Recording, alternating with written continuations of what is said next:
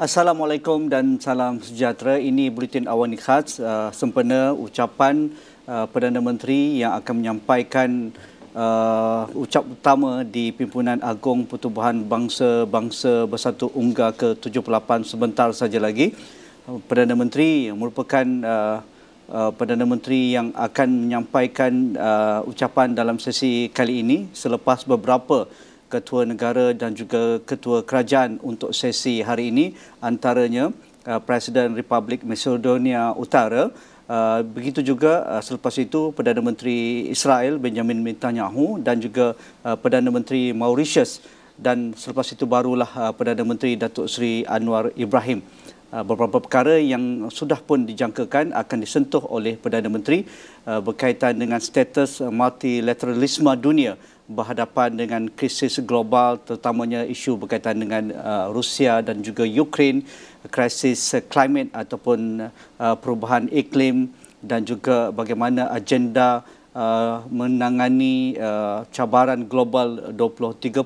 Begitu juga pastinya naratif Malaysia membangun madani akan dibawa ke pentas dunia untuk pertama kalinya di Pertubuhan Bangsa-Bangsa Bersatu ini. Jadi untuk melihat perkara ini, sebelum kita mendengar ucapan Perdana Menteri di New York sebentar saja lagi, saya akan bersama dengan anda memberikan analisis kenyataan ataupun debat Datuk Sri Anwar Ibrahim di Pertubuhan Agung Bangsa-Bangsa Bersatu. Saya akan bersama dengan Sri Hamid Albar di sebelah kanan saya, tidak asing lagi Mantan Menteri Luar dan juga mantan beberapa portfolio utama dalam kerajaan sebelum ini. Tan Sri, apa khabar? Baik, Alhamdulillah. Terima kasih banyak Tan Sri kerana mengajak saya bersama. Banyak perkara yang mungkin dikongsikan. Ramai yang berbicara tentang prestisnya Pertubuhan Agung Bangsa-Bangsa Bersatu, apatah lagi di UNGA, iaitu untuk sesi ke-78. Sebagai Mantan Menteri Luar dan juga beberapa portfolio utama negara pernah disandang oleh Tan Sri sendiri dan berkesempatan banyak kali ke New York. Jadi apa istimewanya pada Tan Sri apabila kita dapat bersama pemimpin kerajaan dan juga pemimpin negara di UNGA setiap kali sesi di New York? Terima kasih banyak. Saya fikir kita kalau jadi menteri lah, tak kira menteri luar atau menteri apa, kita sentiasa memikirkan peluang yang terbaik untuk berada di New York. Lebih-lebih lagi semasa Perhimpunan Agung Bangsa-Bangsa Bersatu. Oleh kerana ia adalah satu pentas dunia. Dan pentas dunia di mana pelakon-pelakonnya daripada berbagai peringkat, menteri, presiden, ketua kerajaan, ketua negara. Jadi dia menunjukkan kepelbagaian dunia ni, beraneka ragam, dan masing-masing mahu menyampaikan risalah atau mesej. Sama ada untuk kepentingan negara atau untuk kepentingan rantau ataupun untuk kepentingan dunia secara keseluruhan. Apa pasal kita nak hidup dalam dunia yang aman, yang damai, di mana ada kesamaan di antara negara-negara, mengelakkan peperangan, mengelakkan konflik. Jadi itu peluang yang terbaik. Sama ada diterima atau tak terima orang lain, kita punya suara mesti didengar di situ. Antara momen ataupun pengalaman Tan Sri yang sukar dilupakanlah apabila mengetuai delegasi Wisma Putra dan bersama juga ketua kerajaan iaitu Perdana Menteri di UNGA, bila dan juga ketika yang mana yang Tan Sri masih ingat sampai sekarang? Saya fikir saya masih ingat sekali bila Tuan Mahathir tak nak pergi kepada persidangan Millennium Summit. Millennium penting tu ya. Millennium Summit penting. Pasal Millennium Summit itu adalah satu khas. Jadi dia suruh saya pergi. Alamak. Bila saya pergi, saya fikir saya berasa nervous.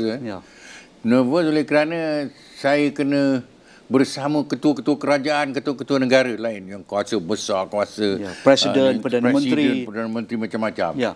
Jadi akhirnya bila habis tu lega bila habis bercakap. Pasal kita kena bercakap bagi pihak negara. Kita tak boleh, saya oleh kerana saya bukan ketua negara atau ketua kerajaan, tak boleh. Kita kena menyampaikan pandangan dan sikap negara terhadap isu-isu milenium yang mustahak. So oleh itu satu. Lagi satu, saya fikir Malaysia, kita sentiasa memainkan peranan untuk melihat bahawa bangsa-bangsa bersatu ni lebih adil, lebih mewakili masyarakat antarabangsa pada masa kini. Yang kita menganggap bahawa bangsa-bangsa bersatu ni lapuk pasal dia adalah ciptaan selepas Perang Dunia Kedua oleh mereka yang berjaya di dalam peperangan. Jadi kita patut update. Jadi kita sentiasa aktif. Itu yang saya fikir tidur lambat, bangkit pagi, berjalan, jumpa orang tak habis-habis, kena berfikir apa kita nak bercakap, apa yang nak kita berinteraksi. Tidak boleh cakap sembarangan, Tan Sri. Tak boleh lah, kalau nanti kan jadi bahan kerana ketawa orang pula kan, atau menjadi apa tu perbualan. Pendirian, pasal dia negara, kita bukan diri kita. Diri kita sebagai individu ni tak penting, buat negara punya suara, negara punya kedudukan amat penting. Kita sampaikan dengan artikulasi, dengan kita menyampaikannya dengan cara dan ungkapan yang terbaik, supaya orang menghormati negara kita, bukan sahaja sebagai negara membangun, tetapi kita juga negara yang mahu mencapai tahap negara maju, rakyatnya yang berbagai kaum, bangsa dan agama. Kita nak tunjukkan contoh. Tiap-tiap kali Malaysia ni kita ada contoh yang boleh kita tunjukkan kepada dunia untuk mengikuti kita atau mengambil tauladan daripada kita. Ya, kita sebuah negara kecil, Tan Sri, tetapi kita aktif di pentas global, terutamanya di platform-platform multilateral seperti PBB, NAM, ASEAN ataupun OIC. Jadi, adakah kita terasa kerdil apabila pemimpin besar kita berada di rostrum membawa isu-isu Palestin, isu keadilan bagi negara-negara kecil, impak ekonomi apabila berlakunya perang, ataupun isu perubahan iklim dan sebagainya? Adakah kita terasa kecil, ataupun orang memandang setiap kali pemimpin Malaysia akan berada di rostrum, mereka menunggu ucapan itu?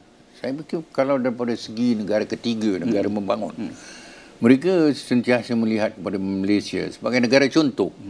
Pasal kita ada 3 elemen yang paling penting. Kita ada masyarakat yang berbilang kaum, berbilang bangsa, berbilang agama, tapi ada keharmonian, ada kestabilan, ada keamanan. Jadi kita juga kita bermakna, kita menunjukkan bahawa kecilnya kita ada kestabilan politik. Kita ada keselamatan, ekonomi kita berkembang dengan baik. Walk the talk lah. We can walk the talk. Kita boleh bercakap sebagaimana kita nak lakukan. Jadi dengan itu orang hormat kita. Saya fikir dalam pentas antarabangsa ni yang paling utama sekali ialah untuk dapat kehormatan orang. Kecil ni tak kira, kita yakin kepada kemampuan dan kebolehan kita. Dan ini satu pentas untuk kita berlatih, untuk menunjukkan bahawa kita kecil, tapi kecil juga macam cili padi. Dia kecil, dia pedas, ada benda-benda. Jadi peranan itu kita mainkan dengan penuh hikmah, dengan kebaikan, dan kita tak sombong. Jadi itu saya fikir menjual nama Malaysia. Tetapi kita kata pun bernostalgia ketika suara Malaysia didengar dengan baik apabila era Tun Dr. Mahathir dan juga beberapa pemimpin utama negara membawa suara Malaysia dan juga membawa suara negara-negara membangun ke pentas antarabangsa. Sekali lagi nampaknya di bawah Perdana Menteri ke-10 Datuk Sri Anwar Ibrahim, dunia menunggu-nunggu kerana beliau bukan orang biasa, tetapi sudah pun dikenali ketika bersama dengan kerajaan sebelum ini, ketika beliau menjadi pemimpin utama pembangkang dan sebagainya, dan sekarang memimpin negara ini. Jadi adakah ini sebenarnya satu peluang untuk mengembalikan Malaysia ke pentas antarabangsa? Saya fikir dia ada peluang yang terbaik, yang amat berhormat Perdana Menteri ke-10, oleh kerana dia memang bermain di pentas antarabangsa. Jadi oleh itu bangsa-bangsa bersatu, ataupun persidangan-persidangan rantau bukan sesuatu yang asing. Tapi dia sekarang Yang Berhormat kena menunjukkan diri dia sebagai ketua kerajaan. Sebagai ketua kerajaan untuk menunjukkan dia akan membawa dan meneruskan kegemilangan Malaysia dengan pendekatan-pendekatan yang baru, dengan transformasinya, dengan reformasi untuk ada paradigm shift. Oleh kerana dunia sudah berubah. Betul, bukan dunia dulu. Jadi kena bawa pendekatan-pendekatan baru yang segar, yang memberikan nafas baru kepada perjuangan kita, kepada kehormatan orang. Jadi tapi masyarakat antarabangsa juga pandang dia tinggi oleh kerana dia dapat keluar daripada tekanan. Kan dia lama dia punya cita-cita untuk jadi Perdana Menteri 25 tahun. Lepas tu bila dia jadi dengan macam-macam cerita di belakangnya, cabarannya kan? Maka survival dia, kelangsungan dia. Jadi itu ada advantage lah, ada keuntungan untuk dia. Dia kena menggunakan, beliau kena menggunakan dengan sebaik mungkin pada pandangan saya, oleh kerana nama ada, peranan yang telah dimainkan orang tahu. Sekarang tunjukkan bagaimana dia beliau mau membawa Malaysia ke hadapan di tengah medan dunia. Situasi himpitan global masyarakat dunia hari ini bukan kepalang, Tan Sri. Isu perang Rusia Ukraine berlanjutan. Isu recovery, fasa pemulihan selepas pandemik COVID-19 masih perlahan. Ekonomi masih tidak menentu. Isu climate, perubahan iklim memang real, suatu yang sudah pun berlaku. Apa yang kita lihat dengan food security, isu bencana alam yang semakin menjadi-jadi dan sebagainya. Nampaknya impaknya kepada negara-negara yang vulnerable memang real. Negara kepulauan, negara-negara sedang membangun, apa yang berlaku di Asia Selatan, apa yang berlaku di negara-negara Afrika. Nampak ada banyak perubahan-perubahan politik dan juga coup sedang berlaku di Afrika sekarang. Jadi adakah ini ruang yang Perdana Menteri akan sentuh dalam ucapan sulung beliau? Pada saya itu adalah ruang yang terbaik. Pasal bila kita berdepan dengan cabaran dan masalah, dia juga membawa peluang. Jadi dia dapat menunjukkan bagaimana sikap dan cara kita mau menguruskan isu-isu rantau dan global. Dan bagaimana kita mendekati dan isu-isu yang menunjukkan bahawa dunia ini sudah berubah. Apakah cadangan kita? Apakah syur kita? Jadi saya fikir amat menarik untuk dia. Dan peluang tu. Because when you have challenges, you have problems, then it create opportunity. Opportunity to show that kita boleh memainkan peranan dan kita ada cadangan-cadangan dan sure dan menggunakan Malaysia sebagai dokongannya bagi sebuah negara. Jadi orang memang menunggu-nunggu apakah dia akan membawa pembaharuan dari segi pendekatan, kan? Yang kita paling dekat adalah ketika Datuk Seri Anwar Ibrahim berucap ataupun bersama dengan pimpinan ASEAN dan juga rakan-rakan di sidang kemuncak ASEAN di Jakarta pada bulan lalu. Antara pemimpin yang mungkin tidak ada yang lain, begitu lantang membawa isu kemanusiaan yang berlaku di Myanmar pada ketika ini, di mana influx pelarian Rohingya itu, Malaysia amat terkesan dengan lebih 200,000 berada di negara kita dan mengapa masyarakat dunia dan ASEAN berdiam. Itu begitu juga dengan isu evergreen yang sentiasa menjadi kekuatan Malaysia. Semua Perdana Menteri mengangkat isu ini. Itu isu Palestin dan juga di kalangan rakan-rakan OIC. Tetapi Datuk Seri Anwar mengangkat dengan jelas. Dunia perlu melihat isu Palestin dan juga pimpinan PBB di bawah Susah Agung Guterres pada sidang kemuncak di Jakarta. Adakah ini sudah pun ditunjukkan ketika sidang kemuncak di ASEAN? Saya ada beberapa sidang kemuncak rantau di beberapa medan yang ini. Kita tengok apa yang telah berlaku ialah ada penerimaan. Dan oleh kerana dia mengambil tajuk-tajuk dan suara-suara lantang untuk menyuarakan kisah keadilan, kisah kekerasan yang berlaku, konflik yang tidak patut, cara mencari kedamaian. Kalau rantau kita ni dia menyuara secara terbuka. Secara terbuka. Dan ini yang orang tak. Pasal ASEAN ni sekarang, orang anggap ASEAN ni terlampau berhati-hati sangat untuk menangani masalah dia sendiri. Dan masalah Myanmar, sama ada kita suka atau tidak suka, hanya boleh diselesaikan di ASEAN. Walaupun masyarakat antarabangsa akan memberi sokongan, tapi kita kena mengambil di hadapan untuk memainkan peranan kepimpinan. Jadi insya-Allah saya fikir dengan itu orang dah nampak yakin lah.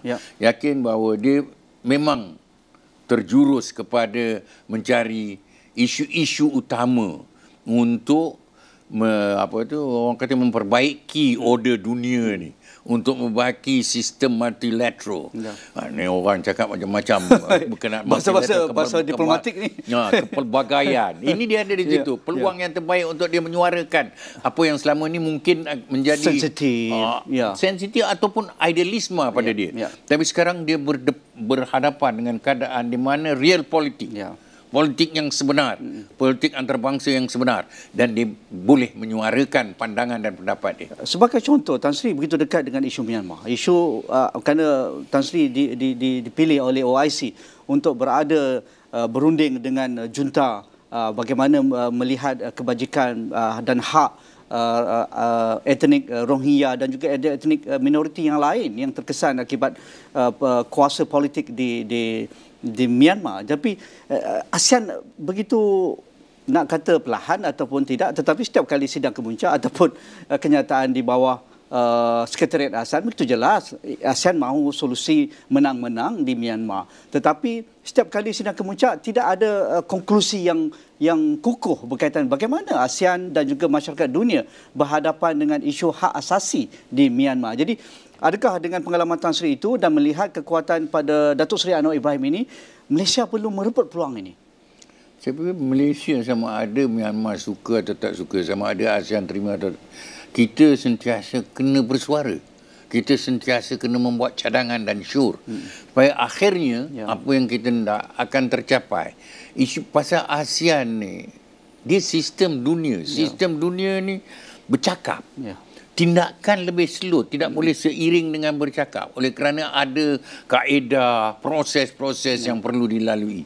Oleh itu kita rasa kecewa. Tapi yang paling baik sekali untuk ASEAN ialah sekarang isu itu adalah dalam agenda. Dia ada di atas meja, orang kata. Kalau dulu tak mau langsung, tak boleh masuk, non-interference, kita tak boleh masuk bawah campur. Pun susah, nak susah. Sekarang dah ada di address. Perdana Menteri, ketua-ketua kerajaan yang hadir atau ketua negara yang hadir mula bersuara, bercakap hal ini, dan kita harap ini akan mempunyai kesan akhirnya. Tapi kalau nak ada kesan, maybe perlu kepada shock treatment. ASEAN ni tak pernah buat shock treatment. Myanmar kot patut digantung ke?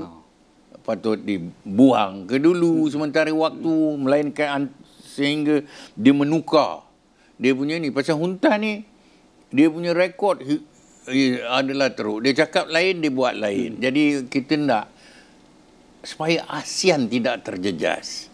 Kita sama-sama boleh membangun ASEAN. Patut kita bangunkan berasaskan kepada kerjasama. Ini yang kita nak capai. Dan saya fikir dalam beberapa meeting yang berhormat PM ke-10 telah menyuarakan hal ini. Jadi orang nampak ada konsistensi. Dia pun ada istiqamah dia. Jadi kalau dia ada istiqamah, nanti satu hari insya-Allah kita mencapai. Kita nak negara-negara jiran seperti Thailand, Indonesia, Thailand ni penting, dia ada border yang sama, yang banyak masuk.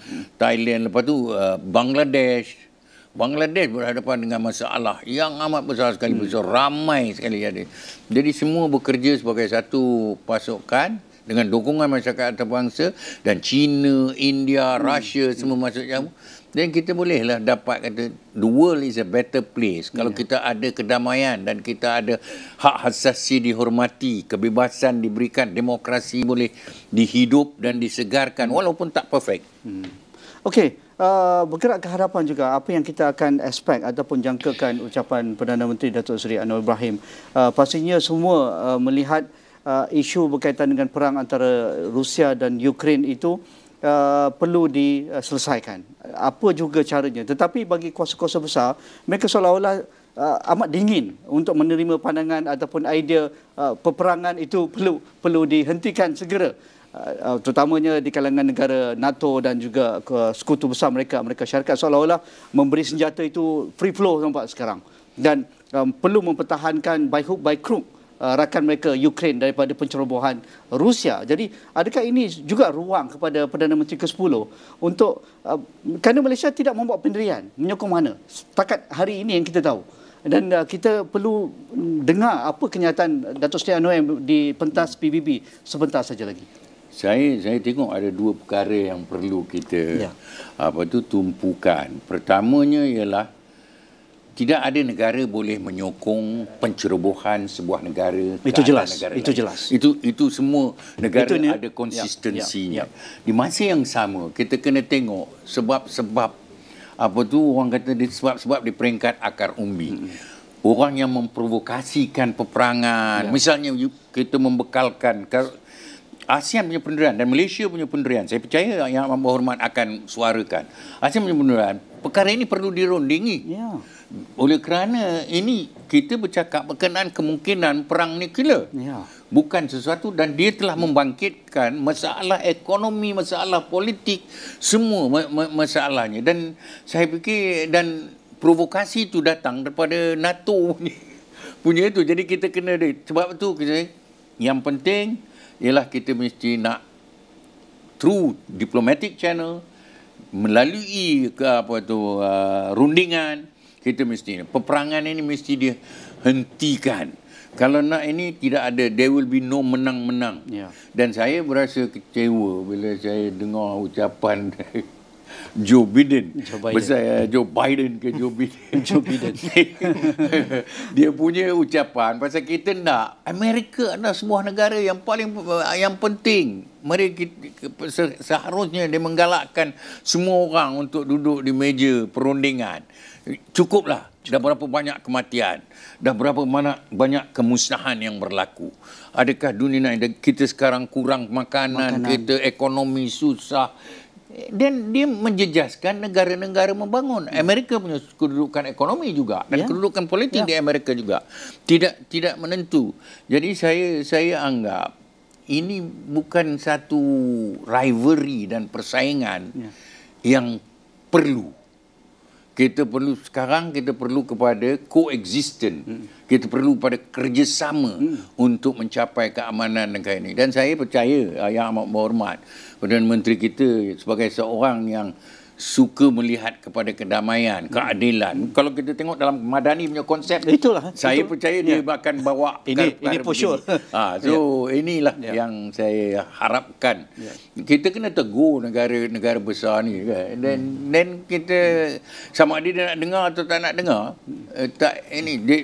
kita sekarang dah balik kepada Cold War punya ni tau. Psikologi dan mentality Cold War. Ada dua. Bukan multipolar ni sekarang. Bipolar yang dua. Kumpulan Warsaw Pact dulu dengan kumpulan blok barat. Ini jadi benda ni. Dan menyalahkan rahsia saya. Tak cukup. Macam saya tengok European, saya bercakap dalam satu forum dengan EU kan. Saya kata, kita negara-negara yang jauh sebagai ASEAN ni. Kita jauh. Dulu kita ingat dia tidak akan berkesan pada kita, tapi dia telah memberi kesan pada kita. Dan bila dia memberi kesan pada kita, kita berharap ada kuasa ketiga. Kuasa ketiga yang terdekat, yang mampu memainkan peranan adalah Eropah. Pasal dia dalam Eropah ni, mana kita nak negara Eropah dan negara Amerika, Joe Biden ni semua, gunakan apa yang presiden-presiden Amerika yang lalu seperti mula-mula bila dia orang dismantle the Berlin Wall, dia di bipolar punya tu semua, masa zaman Gorbachev punya tu, dia janji dia tak akan itu semua buat tu. Jadi semua akan dapat manfaat daripadanya. Saya fikir amat menyedihkan dengan keadaan dunia yang kita banyak masalah. Climate change, kita punya global warming. Concentrate on inilah. Kita punya tumpuan pada hal itu. Pasal itu akan menentukan kelangsungan manusia. Tapi kita tak nampak ke arah itu. Dan saya masih lagi mengharapkan Datuk Seri Anwar dapat menjadi apa orang kata ASEAN, melalui gunakan platform ASEAN sebagai facilitator of peace dan facilitator of cooperation. Kita become the bridge. Betul. Because we are not there, we are not involved in certain things, but it does affect itu kekuatan ASEAN juga. Itu kekuatan ASEAN, 600 million orang. Tak boleh ditinggalkan, begitu saja. Okey, tetapi kita perkenalkan tamu yang sepatutnya bersama kita pada malam ini. Saya perkenalkan Herizal Hazri, Penganalisis Ekonomi Politik dan juga Antarabangsa. Sementara kita menunggu ucapan Perdana Menteri diunggah sebentar saja lagi. Sedikit mungkin Herizal, apa ekspektasi Herizal kepada ucapan sulung Perdana Menteri ke-10 untuk unggah 78 kali ini? Okey, terima kasih sekali lagi Tan Sri dan Astro. Yang pertama, sebelum saya nak bercakap tentang apa harapan saya di dalam speech Yang Amat Berhormat Perdana Menteri kita, saya nak berkata sedikit tentang unggah 78 okay, ya. Sebab saya rasakan ada sedikit perbezaan unggah 78 dengan unggah-unggah sebelumnya. Perbezaan bagi saya yang paling besar adalah kalau kita tengok the 5 founding members of the United Nations, ya, ada 5, 4 tidak hadir. Ya, jadi US sahaja yang hadir, China tidak hadir, India tidak hadir. India bukan founding members, China, UK, France tidak hadir, Russia tentu sekali tidak hadirlah. Jadi bagi saya ini adalah seakan-akan tamparan kepada unggah. Tahun lepas, unggah 77 saya di sana dan Setiausaha Guterres telah pun menyatakan bahawa dunia seakan-akan masuk ke dalam satu sistem multipolar. Dia mengatakan bahawa nampaknya dunia sekarang ini tidak lagi berpaksikan kepada sistem-sistem yang tertentu, tetapi lebih menjurus untuk bercakap ataupun berbincang di atas platform-platform yang lain. Namun begitu, tahun ini Guterres menyatakan bahawa nampak simptom-simptomnya begitu tapi masih reversible. Jadi bagi saya ini satu perkara yang penting kerana apa yang kita nampak pada unggah 78 dihadiri tentu sekali oleh negara-negara membangun dan kita nampak kuasa-kuasa besar seakan-akan tidak begitu mempedulikan. Okey, tentu sekali France dan UK mempunyai alasan mereka tertentu, tapi saya rasa kerana ini adalah United Nations General Assembly, alasan itu mungkin saya rasa agak goyang lah. Agak goyang juga lah. Kenapa mereka tidak hadir, itu yang pertama. Tetapi bagi saya, negara seperti Malaysia mempunyai satu peluang yang amat besar di dalam unggah 78. Kerana apabila kuasa-kuasa besar seakan-akan tidak begitu meletakkan banyak komitmen ke atas platform United Nations ini, nampaknya inilah peluang untuk negara-negara membangun, terutama sekali seperti Malaysia, untuk mengetengahkan idea dan agenda kita dan mengambil semacam leadership di platform pada kali ini. Jadi bagi saya memang daripada challenge itu akan wujud macam blessing jugalah untuk kita lihat bagaimana Perdana Menteri mengambil peluang ini untuk diucapkan sebentar saja lagi. Kita rehat dahulu, Herizal dan juga Tan Sri. Kita jumpa lagi selepas ini. How are you, Tan Sri? You look well.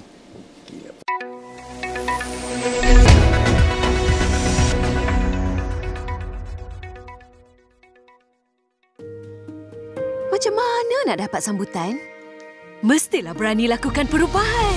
Cukup berani apa jua, tak kena tak cinta. Nikmatnya bila kita buat perubahan. Downy dengan perlindungan bau. Kanak-kanak terlalu aktif. Pakaian pasti berbau peluh dan berkuman. Downy dengan perlindungan bau dan 99% anti-bak. Downy dengan perlindungan bau. Kerap menggaru kulit kepala disebabkan kelumumut, masalahnya lebih mendalam. Gunalah Head & Shoulders baru, menembusi 5 lapisan untuk membasmi kelumumut dan kegatalan. Bebas kelumumut sehingga 100%. Head & Shoulders baru. Bangkit, selahkan dirimu. Suara Suaraku kekuatanku. Hidung tersumbat mengganggu anda? Gunakan Vicks Inhaler untuk kelegaan cepat hidung tersumbat pada bila-bila masa di mana sahaja. Suaraku kekuatanku. Apa perubahan hari ini? Selalu telur dadah gebu. Kali ini, telur goreng tauco.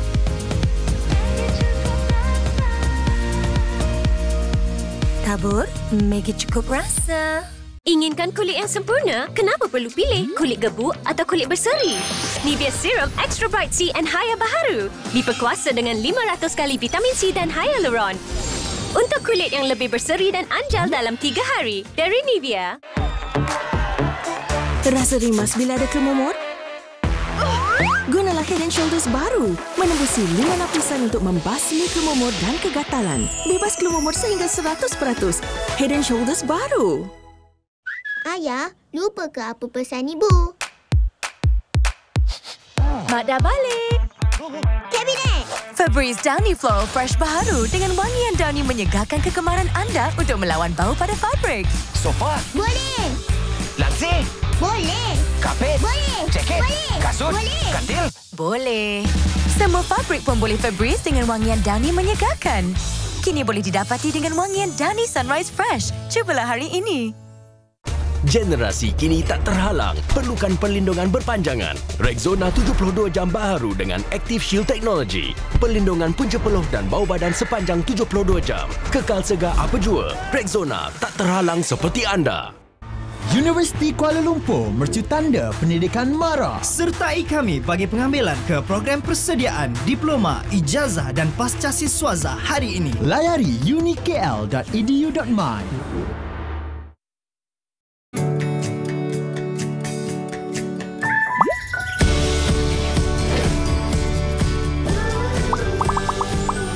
Serlakan keceriaan dengan Gardenia Quick Bites.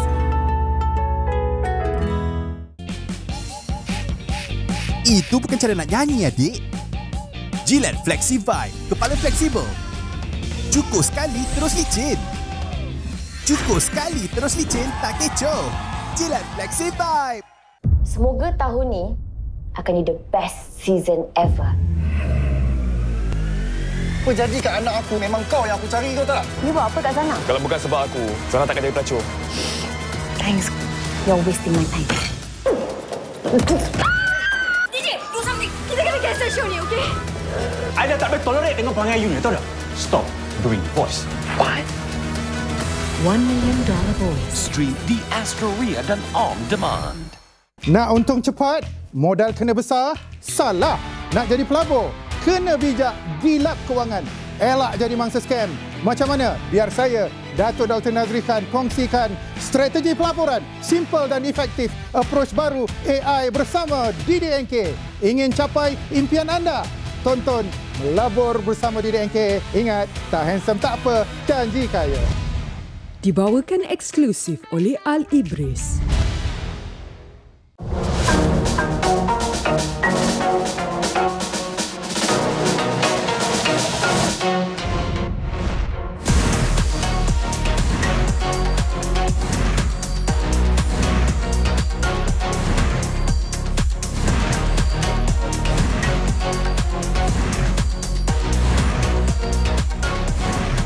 Stars Gegar Vaganza mulai 24 September di saluran-saluran berikut. Make to the trench. Early access di rumah. It's an ancient ecosystem untouched by man. Great. More thanks. Everybody back into the station! That was exciting, just a little bit. Make to the trench. Early access di rumah. Sewa dan stream on demand atau sil ke saluran 480. Kementerian Pertanian dan Keterjaminan Makanan akan mengadakan pertemuan dengan Padi Beras Nasional Berhad bagi membincangkan isu bekalan beras tempatan negara. Tuntutan China di Laut China Selatan, Kementerian Pertahanan MINDEF sentiasa bersiap siaga bagi menjaga perairan dan kedaulatan negara dalam menghadapi sebarang kemungkinan. Usaha memperkasakan sekolah kebangsaan agar ia menjadi pilihan utama ibu bapa untuk menghantar anak-anak perlu terus dilakukan.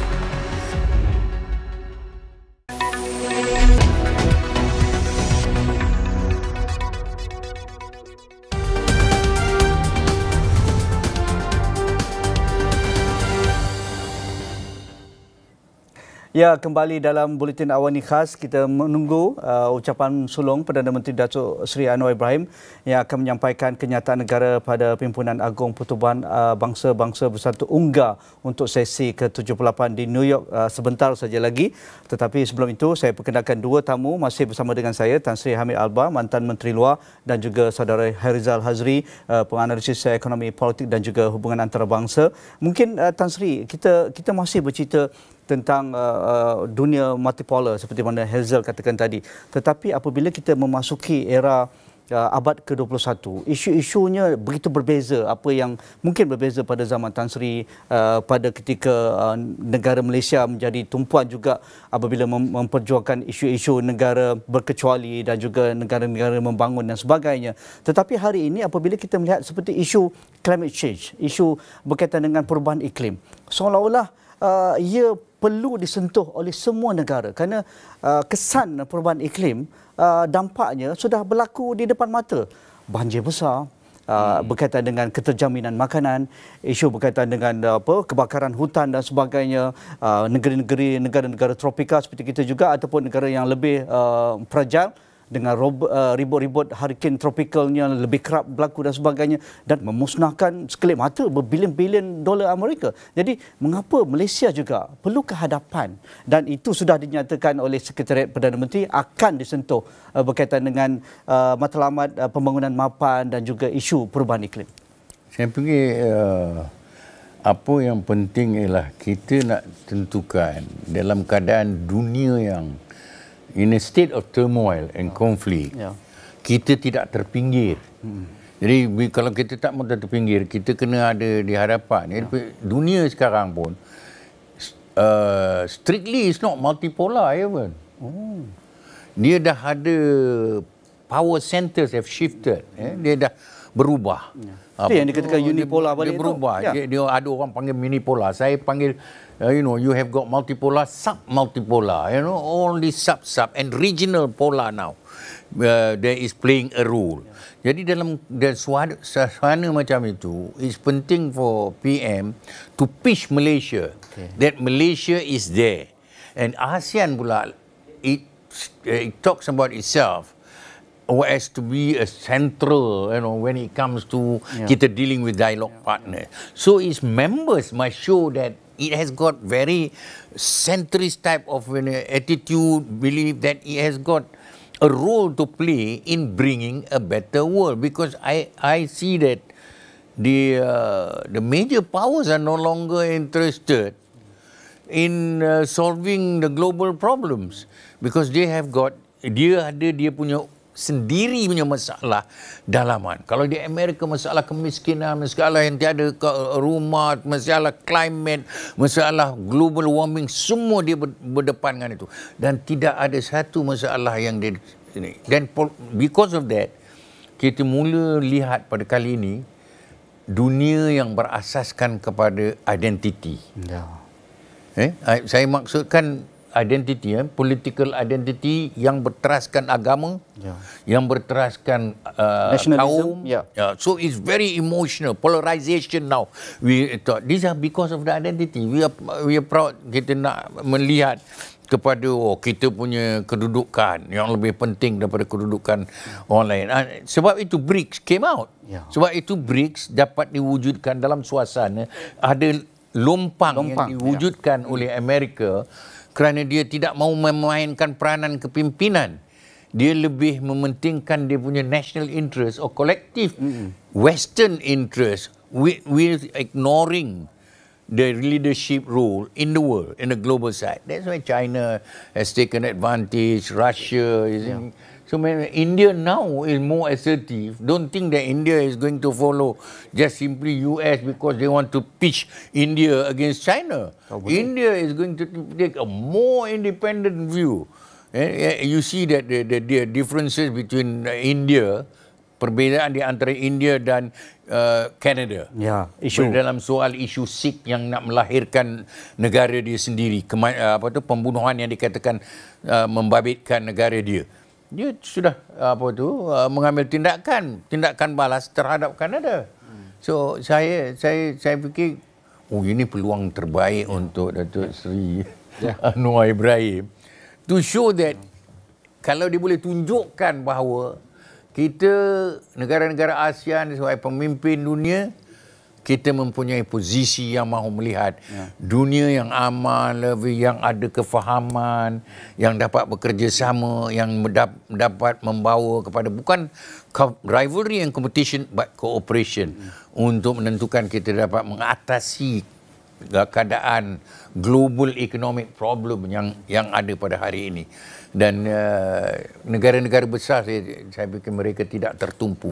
Biar kita tertumpu. Sekarang kalau apa yang Amat Berhormat Perdana Menteri dapat menunjukkan ini di 78 ni punya General Assembly, boleh jadi dia punya General Assembly yang pertama dan yang terbaik untuk dia. Pasal banyak isu yang ada di atas meja yang boleh dia timbulkan dan bangkitkan untuk menunjukkan Malaysia boleh memainkan peranan sebagai sebuah negara ASEAN yang mustahak. Herizal.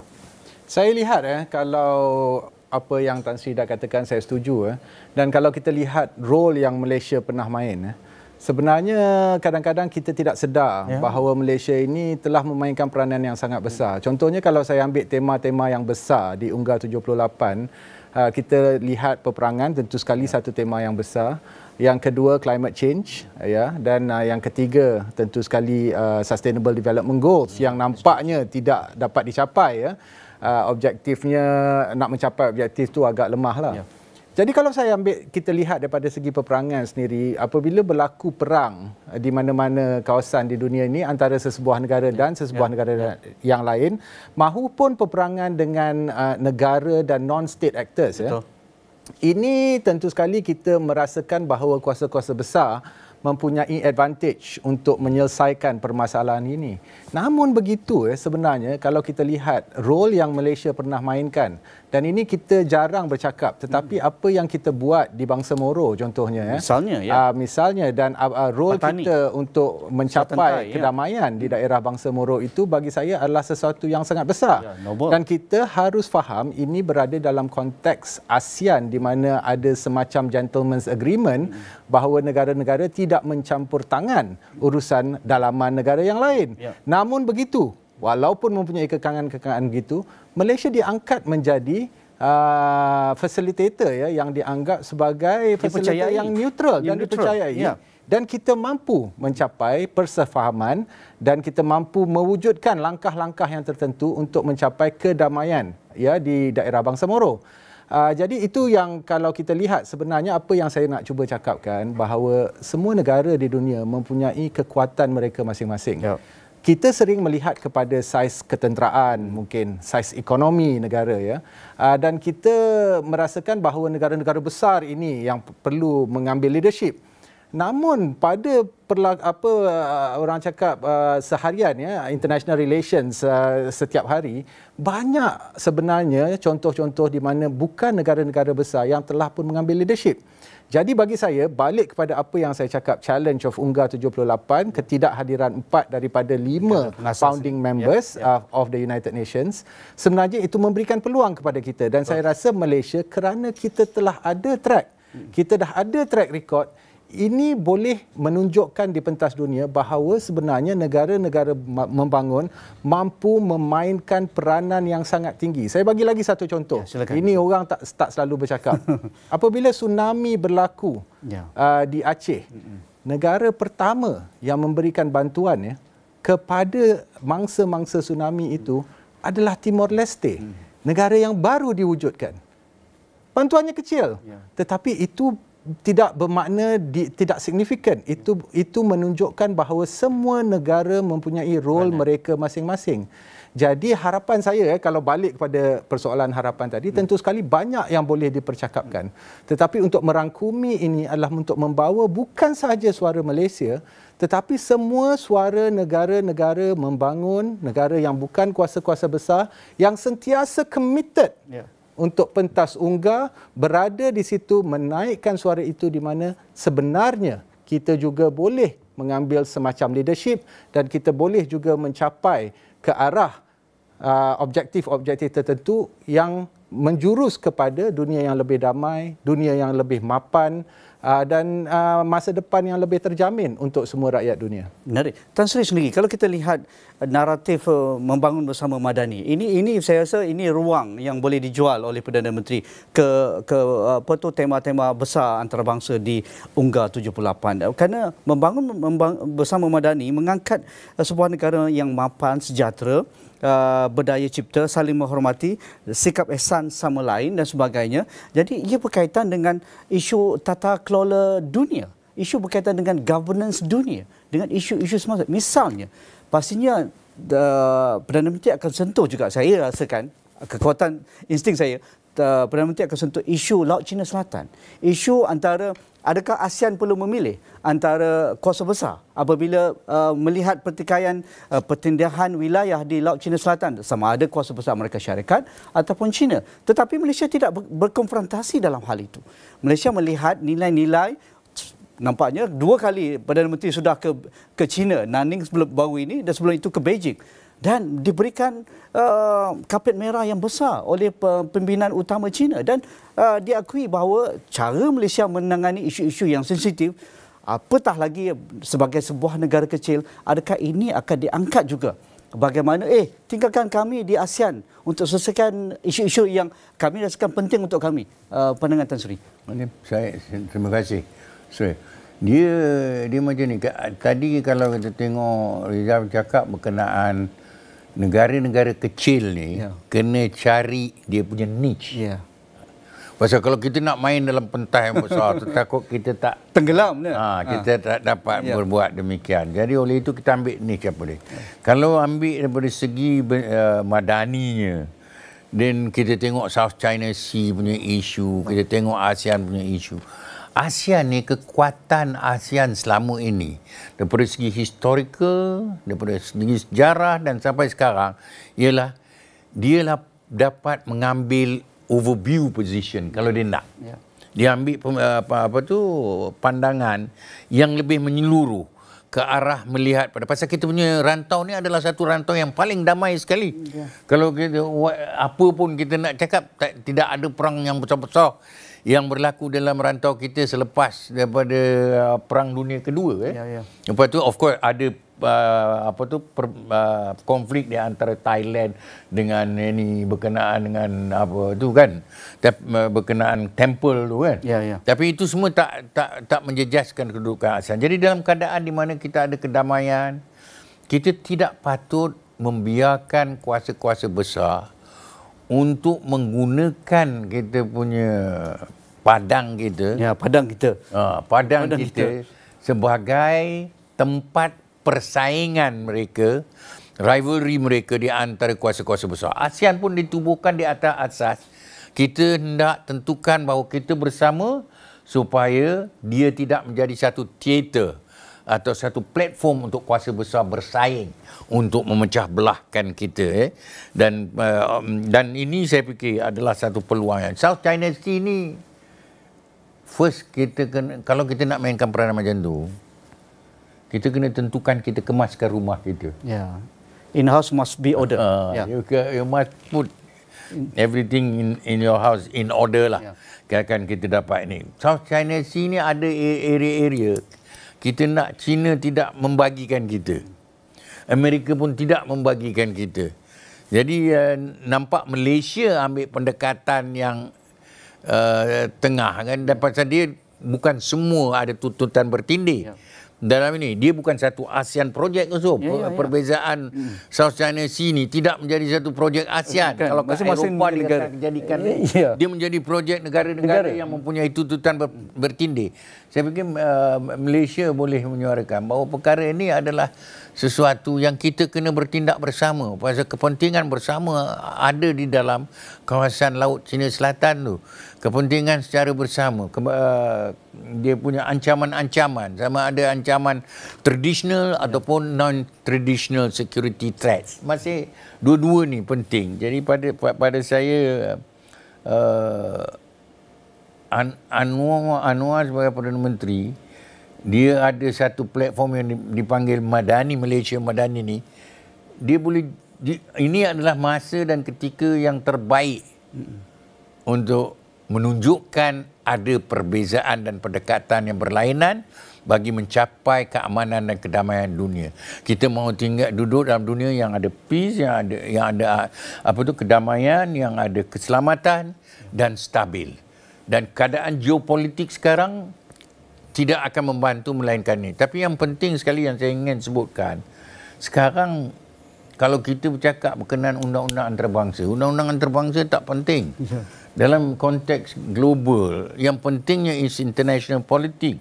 Kalau kita tak nak benda ni, so kita kena tahu macam mana nak main international politik. Kita tengok bila kita perlu senyap, bila perlu kita bersuara, bila kita perlu tegas, bila kita perlu nampak seolah kita pendamai. Yang paling penting akhirnya kita nak mencapai bahawa suara kita itu adalah suara yang kredibel, yang boleh orang ambil kerana kita tidak memihak, tapi kita mahu mencapai keamanan dan kedamaian dari segi rantau dan global. Herizal. Saya suka apabila Tan Sri bercakap tentang South China Sea dan we have to take care of our own house lah. Kita perlu perkemaskan rumah kita dahulu dan sebagainya. Itu saya totally agree. Tapi saya nak ingatkan South China Sea ni sebenarnya what is interesting about South China Sea is orang selalu nampak pertembungan tentu sekali China dan all the other claimants countries, but more importantly is China and the United States of America. Tapi orang harus faham United States of America is not a claimant to the South China Sea. Dia langsung tidak ada apa-apa claim ke atas South China Sea, tetapi tentu sekali dia mempunyai interest di South China Sea because it's a global trading route, and to balance China's interest. Itu kita faham. Jadi apa yang saya nak perkatakan di sini adalah walaupun the United States of America itu nampaknya is quite involved in South China Sea, but we have to realise at the end of the day, apabila berlaku krisis ataupun meletus semacam krisis di South China Sea, sebenarnya the countries that will be directly affected, yang terimpak secara terus atau langsung adalah claimants, and it is actually kita ni semua di kawasan itu. Okey. Jadi apabila kita melihat kepada pentas itu dan kita mungkin akan sedikit kalau boleh kita melihat kepada sejarah, apa yang merisaukan dengan pentas krisis South China Sea ini adalah bagaimana seperti mana yang Tan Sri dah katakan, rantau kita ini mungkin akan dijadikan pentas pertembungan. Tidak semestinya dia mempunyai klaim yang direct tetapi interest. Vietnam War contohnya is a very good example. So kita pun faham, a lot of scholars will be writing and saying that we have achieved a very long peace since World War II. Memang kalau kita lihat dalam sejarah politik moden semenjak Perang Dunia Kedua itu kita mencapai semacam keamanan di dunia ini. Tetapi apa yang kadang-kadang orang lupa adalah selepas World War II bukannya tak ada perang, banyak perang. But it is actually proxy wars. Apa yang kita tidak mahu adalah rantau kita sekali lagi menjadi mangsa proxy war. Perang proxy. Itu yang pertama. Yang kedua, about memperkukuhkan kita sendiri supaya kita boleh memainkan peranan yang positif. Ini saya nak bercerita something yang not scientific lah, bukan daripada segi akademik lah. Jadi mungkin Tan Sri sewaktu zaman Tan Sri mungkin berlainan, tetapi apa yang saya nampak sekarang ini adalah what is lacking di ASEAN and what is lacking dengan banyak negara-negara membangun dan juga kuasa-kuasa besar, it's not just leadership, but effective leadership. Dan apa yang saya maksudkan dengan effective leadership ini adalah apabila kita dapat menyelesaikan sesuatu permasalahan tidak semata-mata dengan menggunakan platform-platform yang formal. Dan Tan Sri tentu sekali ada banyak experience yang dia boleh ceritakan, tapi dalam experience saya yang kecil ni, saya banyak nampak bahawa sebenarnya banyak permasalahan ini diselesaikan di luar meja rundingan. Itu yang meja rundingan itu is the formal, work, dan banyak sebenarnya is the negotiation. So relationship, trust is very important. Dan ini yang saya selalu katakan, ASEAN pada hari ini, apa yang ASEAN telah hilang is ASEAN has lost effective ASEAN operators. Kita ada banyak ASEAN leadership. Kita tengok semua negara tak putus-putus, akan sentiasa ada ketua negaranya sendiri. mungkin ada sedikit gangguan sistem di Myanmar, tetapi selain daripada itu, okey, continuous. Tetapi daripada segi bagaimana ability one leader, tak semestinya Perdana Menteri, mungkin menteri dan mungkin operator tentu di bahagian international relations ini, can you pick up a phone and call someone to negotiate and to push for a solution quickly? Ini berlaku pada tahun 60-an dan 70-an. Banyak leader-leader kita faham, they have personal and direct relationship. Militarinya ada, intelligence-nya ada, daripada Wisma segi Putranya putranya ada, daripada segi pemimpin politik, badan pemikir, semuanya ada. Hari ini, unfortunately, dengan dunia yang semakin orang cakap bergabung, maksudnya it's very easy to call someone today. Because you have your smartphone sepatutnya. But the effect seems to be counterproductive. Jadi kalau saya lihat di region saya sendiri, di ASEAN, kita terlalu banyak meeting dah sekarang ni. In fact, ASEAN Secretariat itu dibebani dengan meetings. Beratus-ratus meeting. Saya rasa kalau kita kira daripada segi nombor, dia lebih daripada 365 dalam masa setahun. Maksudnya tak cukup hari. Termasuk Sabtu dan Ahad. But the solution, efficiency itu kita nampak agak lambat. And saya merasakan one of the factor is that we don't have that relationship, that strong human to human relationship, and partly it's because of technology. Because we feel that kita boleh menggunakan teknologi ini, sebagai contoh sekarang ni, orang dah tak telefon, dia hantar message, dia WhatsApp. It's very non-personal. It's very text. Although you can call. Sebenarnya tak ada masalah. But sometimes you tak dengar suara pun, you tak jumpa, but you have been messaging someone for more than a year. Kadang-kadang muka pun tak kenal. Confident kita akan jumpanya. So this, I think, is something that we have to address. The leadership has to address at different levels. Di mana kalau kita nak memperkukuhkan stand ASEAN contohnya, dan kita selalu cakap, Malaysia tidak boleh bergerak berseorangan di South China Sea. Okey, ASEAN, semua negara ni harus bergerak dalam konteks ASEAN. Barulah kita akan dapat membawa suara yang kuat, contohnya dengan China. Dan di kalangan negara ASEAN juga mempunyai klaim-klaim yang tertentu, multiple claims di South China Sea. But kalau di dalam ASEAN itu kita boleh memperkukuhkan hubungan dan relationship ini, build the trust and build that, non-formal relationship, I think we can take one step further. So the interesting part about this is that we are moving into a future, but we have to take the example of the past. Kalau kita berjaya wujudkan ASEAN di dalam satu keadaan dunia yang sangat tidak menentu, sewaktu Cold War, dan kita boleh menarik all these leaders to come together and form ASEAN. And I believe actually the uncertainty sewaktu ASEAN ditubuhkan itu lebih dahsyat daripada uncertainty pada hari ini. Betul. But we managed to do it. Now I think we can bring this congregation, perkumpulan ini ke satu tahap yang lebih kukuh. Kalau kita melihat example itu, kita emulate dan kita perkukuhkan. Mungkin Tan Sri boleh bagi contoh aktor-aktor di sebalik tabir dan juga tindakan-tindakan yang tidak berbentuk formal ini yang mungkin Tan Sri boleh rasakan itu boleh dikembalikan semula. Misalnya isu keamanan di selatan Filipina. Bagaimana aktor-aktor kita sama ada di peringkat Wisma Putra, di peringkat MINDEF dan juga rakan-rakan intelijen kita melakukan inisiatif untuk mendamaikan rantau tersebut. Begitu juga yang sekarang kita aktif juga melakukan di selatan Thai. Mengapa tidak kita teruskan untuk di Myanmar dan juga untuk isu Laut Cina Selatan, Tan Sri? Terima kasih. Saya bersetuju dengan apa yang diberi pandangan rakan saya tadi. Saya fikir yang paling penting sekarang dia ada penerimaan bahawa di peringkat, bukan sahaja di peringkat rantau, di rantau kita, di peringkat global. Keadaan menjadi begini oleh kerana tidak ada leadership yang berkesan. Dan dengan ada lompang yang begini, vacuum yang ini, tidak ada satu negara dan satu pemimpin yang dapat memainkan peranan untuk pergi ke tengah. Oleh kerana dua perkara. Satu ialah kerana dia ada kurang kehormatan. Kedua ialah there is a trust deficit. Trust. Dia on the trust deficit terlampau ni. Dan ketiganya yang sekarang banyak kita tak bincangkan, isu national interest. Mengatasi collective interest. National interest ni tend to be individualistic.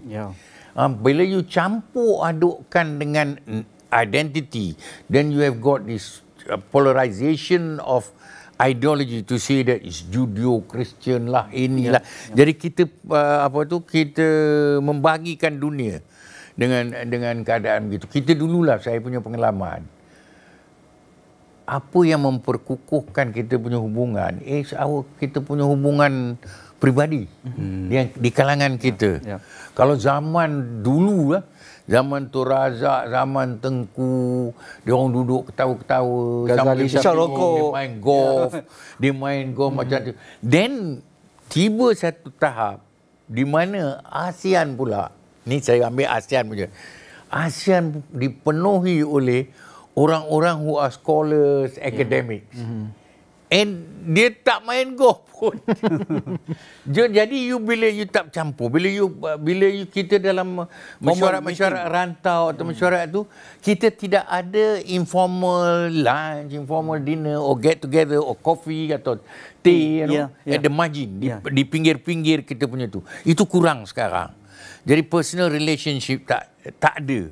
Bila tak ada personal relationship, you nak percaya susah. Trust tak ada lah. You tak ada trust. Dan oleh kerana itu, masa saya ingat masa saya dilantik oleh bukan Malaysia tapi oleh OIC untuk jadi special envoy ke Myanmar. Bila saya dilantik oleh ni, di atas show pak lah, kalau nak cari orang lantik Syed pergi jadi president. So OIC bersetuju, dia lantik saya. Saya pergi Myanmar, and this one is telling, Myanmar ni susah untuk dia menerima petunjuk-petunjuk daripada negara barat oleh kerana pengalaman sejarah dia, pengalaman politik dia merasakan terlalu bitter dia punya tu. Jadi dia tak nak terima. Bila saya pergi, salah satu perkara yang dia sebut, dia jumpa saya tahu, semua yang pemimpin-pemimpin, saya dapat jumpa semua pemimpin-pemimpin. Yang suka dan yang tak suka, yang bersetuju dengan OIC, yang tak bersetuju, yang benci Islam, yang benci. Tapi dia kata, kita boleh jumpa you dan berbincang dengan you kerana you seorang pemimpin daripada ASEAN. You bekas Menteri Luar ASEAN. Jadi di makna ada kepercayaan. Kerana ada perhubungan lama. So kita kena build up perhubungan lama, bukan bermakna kita kena gunakan siapa juga yang ada sekarang untuk kita menghubungkan kembali. Kalau kita nak mainkan peranan sebagai facilitator lah, kita nak facilitator kan, macam overlapping claim. Saya pernah memberitahu dengan China masa saya Menteri Luar, itu overlapping claim ni, walaupun only 4 claimant state dalam ASEAN, the rest on. Tapi dalam 4 claimant state ni, you tak usah pergi jumpa satu-satu. You kena jumpa because we have got joint interest. Even among the claimant, there may be overlapping claim. Jadi dengan keadaan dan suasana macam tu, supaya tidak nampak, dia cuba belah bagi kita.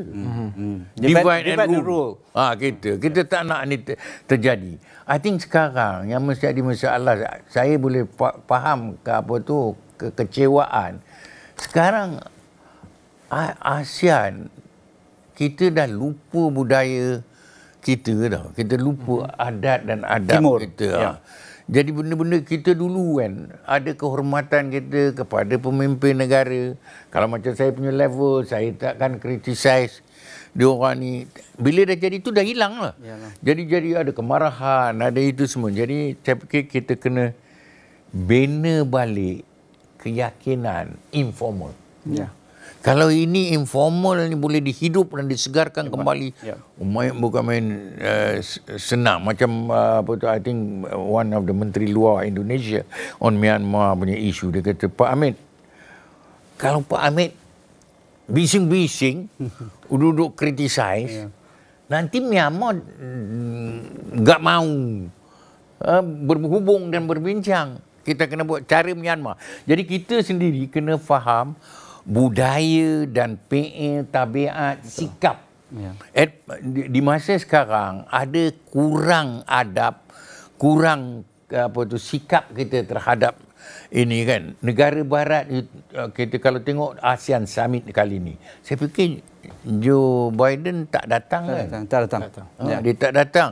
Macam juga bila tak datang, menunjukkan dalam keadaan di mana ASEAN ada masalah.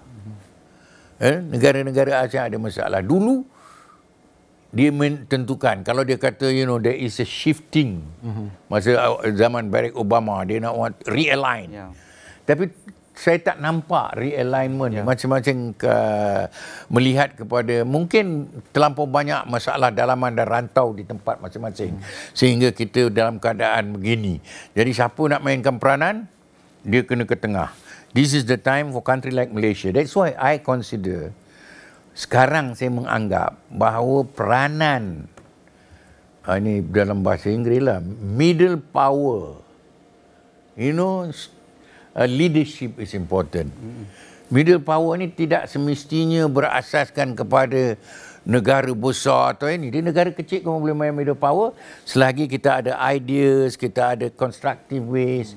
Malaysia kalau pasal bawa isu-isu yang penting yang melibatkan kesan kepada dunia, kita dianggap sebagai middle power dulu. So kita nak kita jadi middle power, ASEAN sebagai middle power lagi powerful oleh kerana dia mempunyai rangkuman dan ruang lingkup yang lebih luas, lebih besar dengan pemimpin-pemimpinnya. Di kalangan ASEAN sekarang saya lihat bahawa Indonesia cuba menonjolkan dirinya bukan sahaja sebagai pemimpin rantau, tapi pemimpin di peringkat antarabangsa.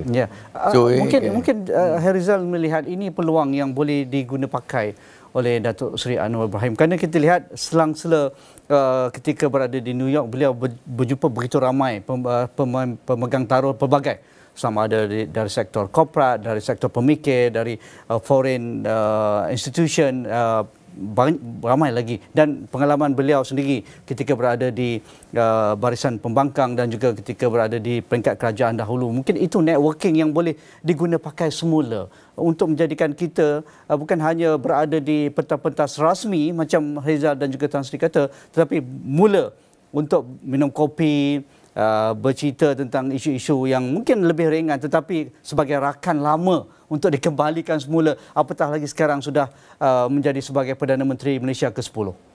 Ya, memang bagi saya harapannya begitulah. Ya, tentu sekali Datuk Seri Anwar Ibrahim, Datuk Seri Ismail Sabri, Tan Sri Muhyiddin Yassin, siapa saja, Tun Dr. Mahathir Mohamad, tentu sekali. Tapi bagi saya, benda ni tidak boleh dibuat oleh Yang Amat Perdana Menteri sahaja. Siapa pun Perdana Menteri itu. Okey. Sebenarnya dia kena ada satu kefahaman di mana kita harus meletakkan ini sebagai prioriti untuk negara kita, dan semua pemain di dalam struktur ini, Wisma Putranya, Menteri International Trade-nya, mungkin daripada segi intelligence-nya dan juga mungkin badan-badan pemikir dan sebagainya, you have to carry that responsibility. Perdana Menteri seorang memang tak cukup. Tak mungkin. The second thing is that I nak cakap, I nak mendalami sikit apa yang Tan Sri katakan tadi. Kita ni dibelenggu oleh mesyuarat. Sebenarnya saya nak katakan ikhlas, dengan sekadar ikhlasnya, these meetings are boring. And these boring meetings, you will not get good ideas out of it because it's so boring. Okay? Dan sebenarnya statement bagi saya, statement UNGA itu yes penting because it's a country statement. Tetapi kita bukannya nak merendahkan UNGA, tapi suatu country statement, 2/3 of the hall will be empty. 2/3 of the hall will be empty. So the point is that sebenarnya kalau kita terbelenggu dengan just the fasad, gesture, untuk kita deliver dan untuk kita bercakap di meeting, all these texts and all these briefs, they are dry and they are boring. Yang pentingnya adalah the art of implementing it. Itu yang penting. Dan saya risaukan sekarang ini, the art is gone. Seni itu, macam Tan Sri, zaman dia dan sebagainya, saya rasa seni itu lebih tinggi. Kalau kita ke belakang lagi, kalau kita tengok Ghazali Syafi'i contohnya, dikenali sebagai King Ghaz, lebih tinggi artnya. Dan saya banyak bercakap dengan international researchers, academics yang berada di Malaysia sewaktu zaman-zaman itu, dia mengatakan bahawa the effectiveness of such a leadership di Malaysia itu bukan saja King Gus tidak pernah menjadi Perdana Menteri Malaysia, tapi the effectiveness even at that level, even when he was the Ketua Setiausaha Wisma Putra, was very high. Sedangkan kita punya mission, Malaysia's mission all over the world is a third than what we have now. So the point is that kalau kita terlalu terbelenggu dengan formality, kita terlalu terbelenggu dengan all this facade of, you know, saying nice things and stuff like that, tetapi daripada segi implementasinya kita tidak mempunyai aktor-aktor yang cukup. Ini bagi saya adalah satu masalah. Dan kita nampak ini, dan saya setuju ya, Indonesia sebenarnya dia terkehadapan. Dia banyak, saya nampak di bawah Jokowi, especially the second term, melahirkan aktor-aktor yang lebih efektif. They are doing all year round, they are everywhere. They are building this relationship. Jadi bagi saya negara seperti Malaysia di mana kita sebenarnya pada suatu masa terkenal dengan itu ya. Itulah DNA kita sebenarnya daripada dulu sampai sekarang. If you look at Malaysia as a nation, sebenarnya daripada zaman dulu kala lagi, we have never been a great military superpower. We can never be sebenarnya. Yeah, we have, you know, we have taken the leadership to bring the voices of development countries that are developing, but we can never just be an economic giant or superpower. Itu tidak mungkin. But what we have really been effective is in galvanizing the strength of negara-negara ini semua, build that relationship and menuju ke satu vision dan wawasan. Ya, adakah itu juga? Ya, adakah itu yang kita perlu angkat dalam bercerita tentang multiculturalism, isu versus xenophobic ataupun Islamophobia? Okay, these issues, you can talk about xenophobia, Islamophobia dan sebagainya. Isu ini berulang-ulang. Ia memang sentiasa berada. Kita ini hidup di dalam masyarakat dunia yang sangat majmuk. Ya, dan tentu sekali kadang-kadang ada isu yang meningkat dan dia menurun dan sebagainya. Isu agama contohnya bukan baru yang kita harus lalui. Kita tengok even perang salib ni dah berapa lama dulu, you know, I mean this keeps on happening. But the point is that it should make us, with all this historical knowledge, it should make us stronger.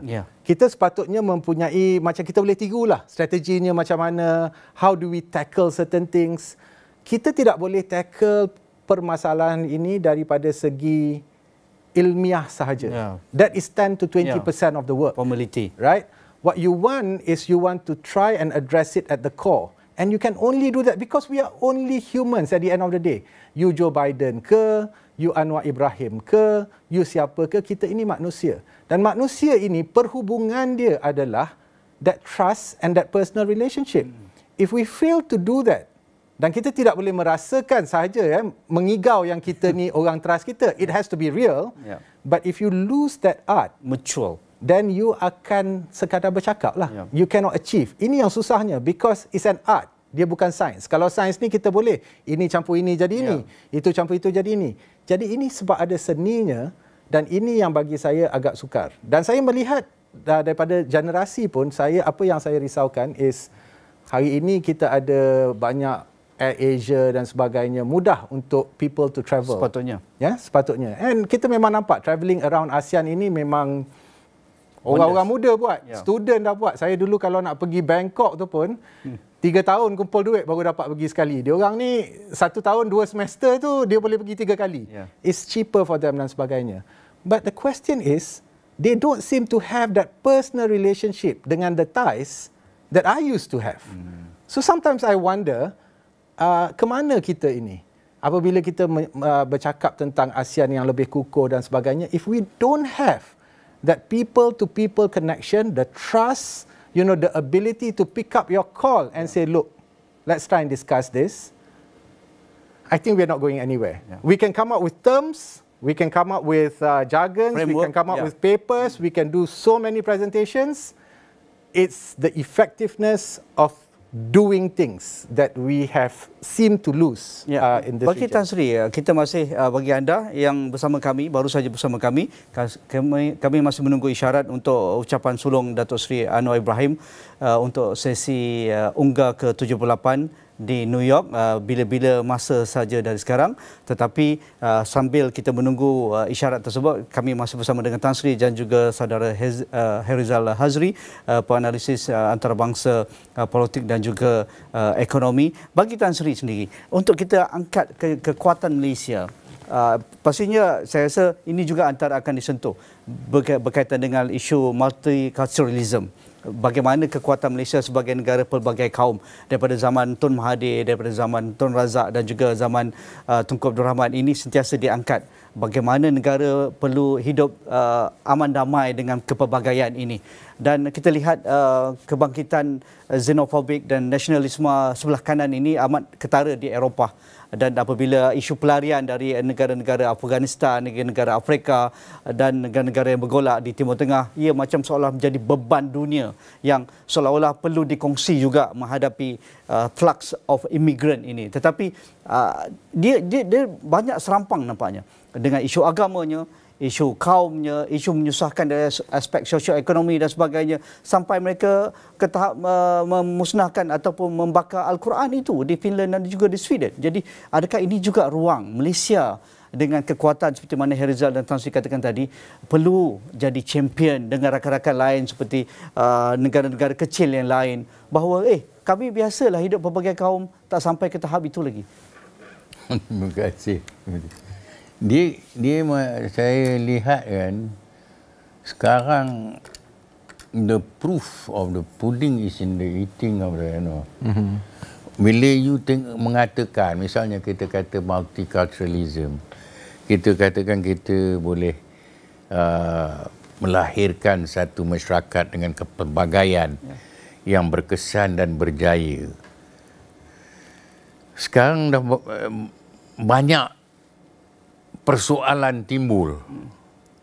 Sama ada kita betul-betul sudah menjadi negara contoh atau kita juga menghadapi isu yang sama, menghadapi masalah fenomena sejagat, iaitu fenomena identiti.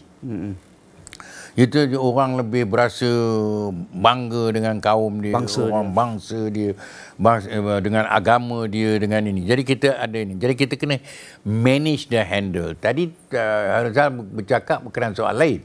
Dia tu soal yang paling penting sekali ialah bagaimana kita sustain the two things. The quality of our content. Ini orang yang kita nak letak ke depan. Because ini bukan work of an individual. Ini saya ingat masa yang nuclear scientist India yang jadi President of India. Dia always melihat bahawa kejayaan dia punya invention tu, yang akhirnya kejayaan dia, bukan kejayaan dia, kejayaan the team. Pasukan dia. Jadi bermakna itu menentukan kita ada kualiti orang yang mempunyai semangat berpasukan, tidak terlalu individualistik. Kalau dia terlalu, nombor duanya, saya fikir yang masalah, you tidak boleh lari daripada kebenaran bahawa kekuatan satu negara dan dia punya kemapanan bergantung kepada yang paling penting sekali ialah institutional memory. Jadi you kena gunakan, kita kata dulu kita kuat ini, you kena kembalikan semula, kembali benda ni dan menggunakan untuk disesuaikan dengan suasana dan keadaan yang ada pada hari ini. Kalau sekarang saya tengok, saya pergi mesyuarat ni, walaupun dalam umur yang ni saya pergi tengok orang muda, saya seronok bila saya tengok orang muda ni yang dah mempunyai keupayaan. Kalau kita tengok negara dulu, Malaysia di depan. Sekarang kita tengok Thailand, dia punya bercakap orang putih bagus, bercakap bahasa Inggeris bagus, Indonesia bercakap bagus. Dia pergi kepada dia dididik di universiti yang berbagai dan dia bercakap pelbagai bangsa. Diplomat sekarang tak boleh bercakap bahasa Inggeris dengan bahasa ini je. Diplomat mesti ada 3-4 bahasa. Dan kita duduk dalam satu-satu negara. Misalnya kita duduk di negeri Arab. Padahal negeri Arab ni, Middle East, kita mempunyai orang kata advantage. Oleh kerana hormat dia orang pada Malaysia dan kejayaan Malaysia sebagai satu contoh negara Islam yang dapat menyesuaikan kemajuan dan kemodenan dengan agama. Itu orang pandang, itu patut kita gunakan sebagai model. Tapi kita kena fasih dalam bahasa dia. Jadi kita dapat memahami budaya. Dia macam sekarang bahasa Cina. Mandarin adalah satu bahasa yang mustahak. Kita ada natural asset. Jadi kita kena gunakan sepenuhnya. Saya fikir banyak yang benda-benda yang kita lakukan, mungkin kita untuk reinvent. Tak payah reinvent, you kena re-energize all the resources that yang kita ada. Yang kita ada dan benda ambil yang positifnya, yang baiknya, yang mendatangkan kebaikan untuk negara, kita tengok bagaimana kita boleh gunakan. Dulu kita sentiasa menjual dasar luar kita ini kalau gunakan bahasa Ghazali Syafi'i ni, dia selalu jumpa kita orang muda ni yang jadi menteri sekarang, dia kata, dia bahasa diri dia abang. Dia abang ada nak cakap ni. Dia akan mengatakan kita punya kepentingan nasional number one kita adalah untuk berbaik dengan semua negara. Jelas. Tidak kira ideologi, tidak kira. Pasal apa? Kita ada kepentingan kalau itu berbaik dengan semua negara. Bukan sahaja kita political punya hubungan politik, tetapi hubungan perdagangan, investment, semua akan datang pada. Macam sekarang British sudah ada dasar baru. Dia tengok keadaan dia keluar daripada exit daripada EU. Dia sekarang nak mewujudkan semula rangkaian dia dalam Commonwealth. Dia nak menghidupkan Commonwealth. Ditubuhkan kat sini British Graduate Association, ada ini itu. So kita kena gunakan yang terbaik. Bukan Malaysia adalah at the center tau.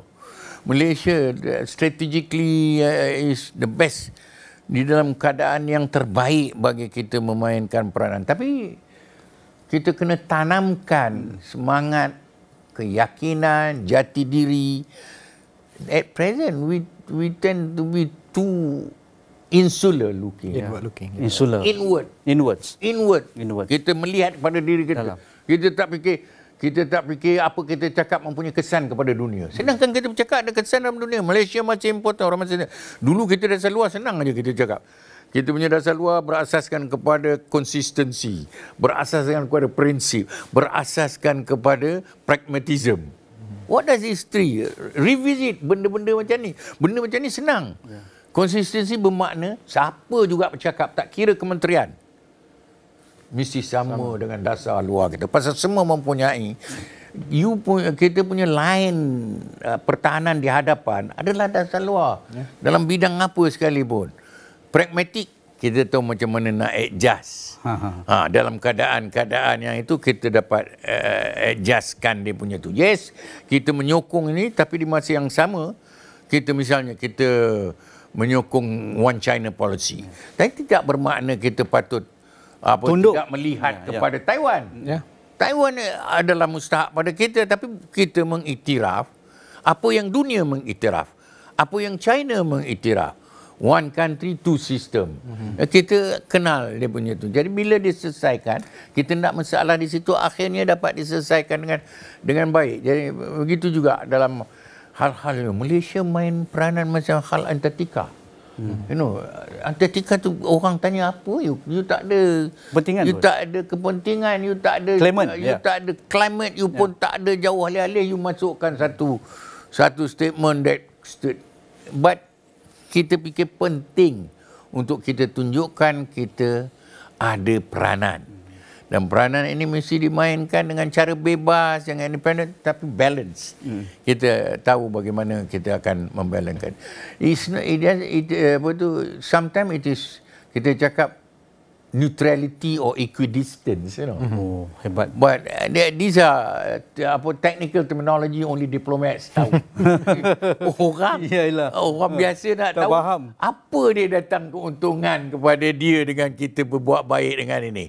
Dengan kita tidak mengambil tindakan yang agresif atau pandangan yang bercakap aja, alih-alih menimbulkan masalah pada kita. Jadi bila nak bercakap kena berfikir dulu. Itu I think that's what we should be doing. Satu saya nak tambah, Tan Sri. And ini contoh yang nyata lah. Dalam keadaan Malaysia ini, tentu sekali ekonomi kita lebih besar daripada ekonomi kita 50 tahun dahulu. Dan peranan kita sepatutnya di peringkat antarabangsa itu sentiasa menaik lah bagi saya. Dan kalau dekat Malaysia ni kita sering mengatakan tentang becoming a high income nation, menjadi sebuah negara yang berpendapatan tinggi. Tapi persoalan yang saya sering timbulkan, what is that day going to look like when we are a high income nation? Apa bezanya untuk kita? Jadi saya nak, kenapa saya cakap persoalan ini, kita kena build our strength apabila kita menjadi high income nation, contohnya. Dan apa strength itu is both our internal strength in terms of our economy, our political systems dan sebagainya, dan juga our international strength. Kita tidak boleh bermain sebagai sebuah negara seperti mana kita sewaktu negara kita membangun. Recognition is high, expectation is high dan sebagainya. Tetapi untuk kita memainkan peranan itu, kita perlu membina ke arah itu. Dan saya tak nampak usaha itu. Contohnya, Malaysia has a lot of talents today compared to 50 years ago. Kita ramai sebenarnya orang-orang muda kita yang dah belajar macam-macam subjek-subjek yang kadang-kadang saya pun tak faham apa tajuknya pun dah ada orang buat degree, masters, PhD dan sebagainya. Dan certainly we have more people with degree, masters, PhD today than we had 50 years ago. But the question is, kalau you lihat berapa ramai orang Malaysia who are actually working in the United Nations. Exactly. Berapa ramai orang Malaysia who is actually working in the ADB. This is outside of the Wisma Putra punya sphere. Berapa ramai orang Malaysia yang memainkan peranan di peringkat-peringkat antarabangsa. Dan kita tahu, if you want to work with the United Nations, ini bukan, is not merely mengisi borang. Kalau you pergi online, you isi borang nak kerja dengan UN tu, memang you takkan dapat. That one I can guarantee. I don't even know why. I don't even know why they have that system. Right? The point is that negara harus push for all these posts and positions untuk rakyat kita, so that kita membina interest kita di situ, orang kita lebih faham, this is for the future. We have done nothing to zero, basic zero to nothing, sorry, when it comes to this kind of things. Sebenarnya orang-orang kita yang berjaya mungkin lepas kepada sistem ataupun platform ini, kalau mereka di luar Wisma Putra, it's by chance, nasib, ataupun pandai-pandai sendirilah. Jadi dia punya success rate tu mungkin 0 to 1%, you know. Sedangkan as a country, we can actually push for this. We certainly can push for this. Kita boleh kita punya mission di New York, boleh main peranan. Okay, you know, kita nak position ni, kita nak position tu, kita tolak orang kita tolak orang muda.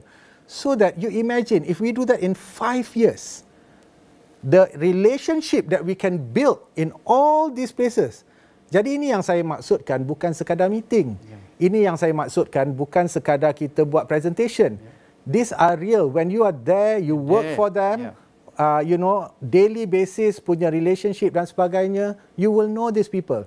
And imagine kalau kita ada seorang anak muda kita yang kita push berada di United Nations, dan dia juga mungkin ada colleague pada waktu itu yang mungkin akan jadi Secretary General. Betul. You imagine. Rezeki dia. Boleh saja at that time, maybe 20-30 years ahead, we have that kind of relationship. But we don't. And ini sering, saya dah bercakap banyak kali, tapi itulah masalahnya, tak tahu kenapa. It's not so difficult. Saya teringat satu perbincangan. I think masa zaman saya lagi, saya kata Malaysia adalah satu-satunya negara yang tidak memenuhi inverted comma kota kita untuk kita tak isi. menghadirkan diri kita di dalam agensi-agensi antarabangsa, especially United Nations. Kalau you tengok India dengan Bangladesh, dia bukan member, because bila kita ada di dalam sistem tu dia lain. Dan kita punya access to the system and understanding of the system ini. Dalam World Bank ke apa, bukan kita tak ada orang, tapi kebanyakan kita ni kalau ada orang yang berminat nak memainkan barang macam tu, dia terkoting-koting sendiri. Sendiri-sendirilah.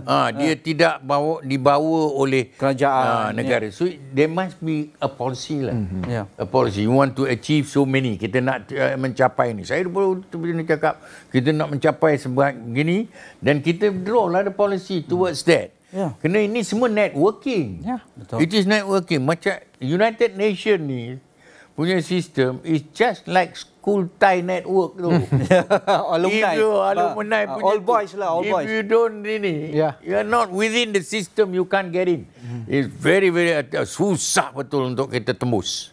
Saya teringat Herizal mungkin nak sentuh juga apabila saya membuat topik tentang isu kelautan, isu pertanian, pertikaian kelautan dan juga hasil mahsul kelautan, membawa topik ini di agenda AWANI. Saya teringat apabila rakan akademia kita mengatakan kita tidak ada wakil di PBB yang champion tentang isu-isu hak hasil-hasil kelautan maritim, apatah lagi negara kita negara maritim, berbanding Singapura, berbanding Indonesia. Mereka sudah menjadi chairman, menjadi petugas utama di PBB dan sebagainya. Sebab itu suara mereka didengari. Kita sedang negara maritim, seorang pun tak ada. Kita hanya membuat kajian Google saja, rakan-rakan akademik kita di universiti-universiti kita. Jadi saya masuk, macam mana, bagaimana sebuah negara maritim yang banyak isu disputed persepadanan dan juga klaim-klaim yang tak selesai lagi ambalannya, isu dengan Indonesia, isu dengan China-nya, isu dengan Thailand dan sebagainya, dan termasuk rakan kita di selatan itu Singapura, kita ketinggalan jauh. Mungkin nak komen tentang itu. So this is the problem, because Tan Sri, when we are inward looking, ini Tan Sri dah cakap tadi kan, when we are inward looking, kita dah jadi tak nampak. This is the thing, di Malaysia, kita suka menggunakan perkataan strategik.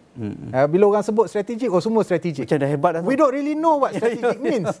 We are not strategic in any ways. Kita jenis cakap hari ni, besok cakap lain, lusa cakap lain, kita dah lupa dan sebagainya. In hand, tangible tak ada. And we don't have that idea dan vision yang kukuh untuk kita menjadi sebuah negara yang strategik. Contohnya kalau Singapura, it has a siege mentality, itu kita faham. Dia merasakan bahawa dia sentiasa perlu menjaga dia sebab dia kecil dan sebagainya. State, okay, so dia ada pandangan strategik. They have people all over the world dalam banyak agensi-agensi dan sebagainya. Dan kita memang tidak memenuhi kuota. Kalau dulu mungkin tak berapa berminat, okay? Sekarang ni, I can assure you, minat tu sangat tinggi. But the problem is, kita tidak boleh membiarkan orang-orang muda ni terkonting-konting. We have to help and we have to position. That one, itu negara sahaja boleh buat. Individual tak boleh buat. Negara sahaja boleh buat. So dalam konteks itu, memang betul lah pakar maritim contohnya. Seperti yang saudara katakan, kita ramai dah dekat Malaysia sekarang ni. In fact, we have very good maritim punya pakar di Malaysia, in the region lah. Law-nya. But we are not placing them in a strategic position so that it can bawa kita punya agenda to the international level. Bukan saja bawa, secure our national interest. Ini bagi saya sangat penting. And we cannot wait. We cannot wait, unggah, baru kita nak bagi speech, lepas tu kita balik, kita fikir pasal APEC pula. Balik APEC tak tahu apa benda pula. So dia jadi macam, who's going to carry this? And it cannot be visit by visit. It has to be continuous. Kerjanya banyak. But we have enough people. So my kekecewaan adalah, kenapa kita tidak menggunakan? Nak kata kita miskin, kita tidak miskin. In fact, we are in a position to do this. Nak kata kita tak ada talent, kita banyak talent. In Malaysia ni. Kita masih menunggu isyarat. Chairman of the General Assembly is Malaysia. Kita mungkin bila-bila masa saja dari sekarang, Datuk Sri Anwar Ibrahim yang amat berhormat akan ke rostrum untuk menyampaikan ucapan beliau di sesi sulung beliau di Unggar 78. Jadi kalau kita boleh dapatkan isyarat terus, dan kita terus ke New York untuk mendengar ucapan Yang Amat Berhormat Datuk Sri Anwar Ibrahim untuk sesi unggah ke-78.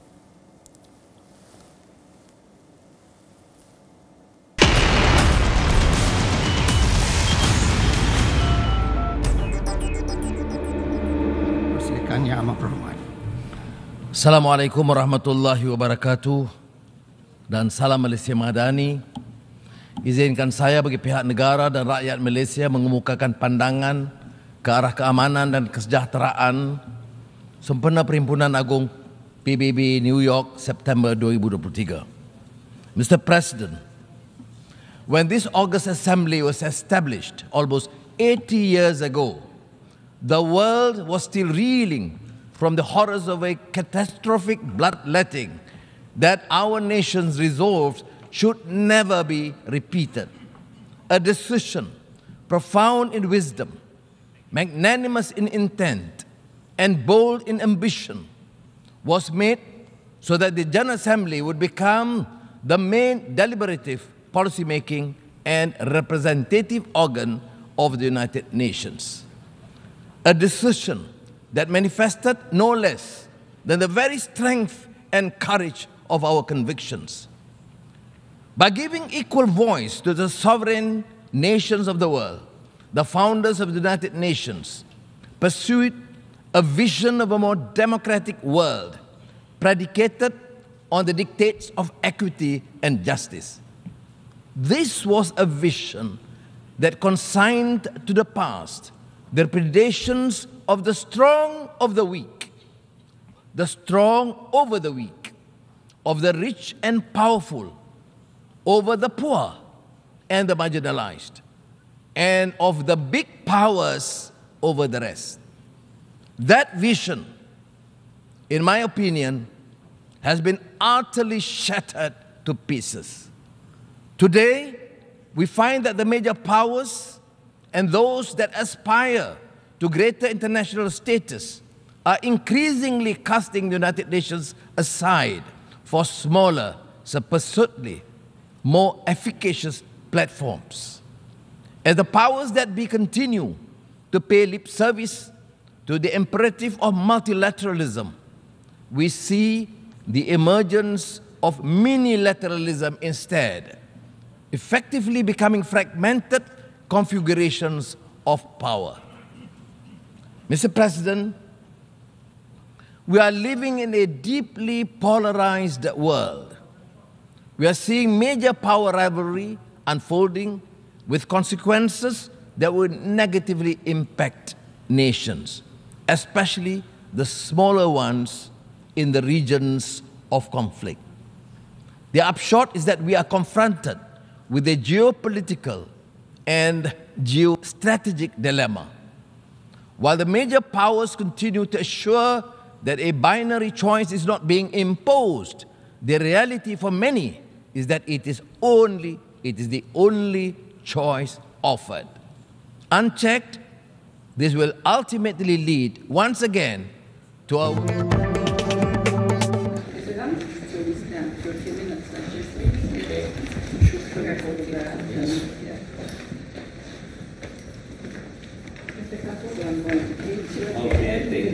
It's wonderful to have you here, and very honored that you were able to stop by seeing and my husband with. Yes.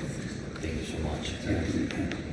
To the imperative of multilateralism, we see the emergence of minilateralism instead, effectively becoming fragmented configurations of power. Mr. President, we are living in a deeply polarized world. We are seeing major power rivalry unfolding with consequences that would negatively impact nations, especially the smaller ones in the regions of conflict. The upshot is that we are confronted with a geopolitical and geostrategic dilemma. While the major powers continue to assure that a binary choice is not being imposed, the reality for many is that it is the only choice offered. Unchecked, this will ultimately lead once again to a world where the masses are unrepresented, where the few rule over the many and the many resent the few. The lofty ideals and principles enshrined in the UN Charter call upon nations to resolve their disputes through peaceful means and refrain from the threat or use of force against the territorial integrity and sovereignty or political independence of any state. We condemned unequivocally the Russian invasion of Ukraine. This conflict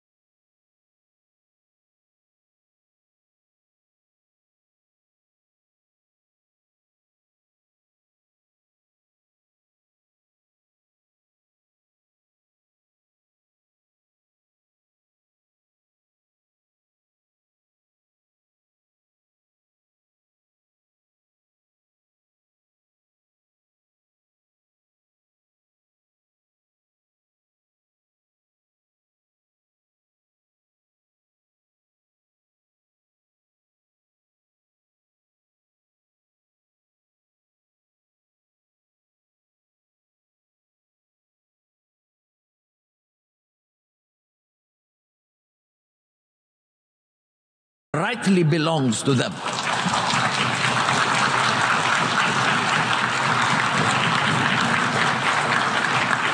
This constitutes a gross violation of international law.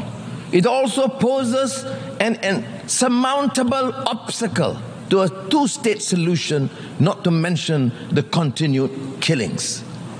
There is also flagrant hypocrisy in dealing with the issue of Palestine. The international community must speak up against the atrocities committed towards the Palestinians, even as they so vehemently speak out against human rights violations, injustice, and abusive regimes.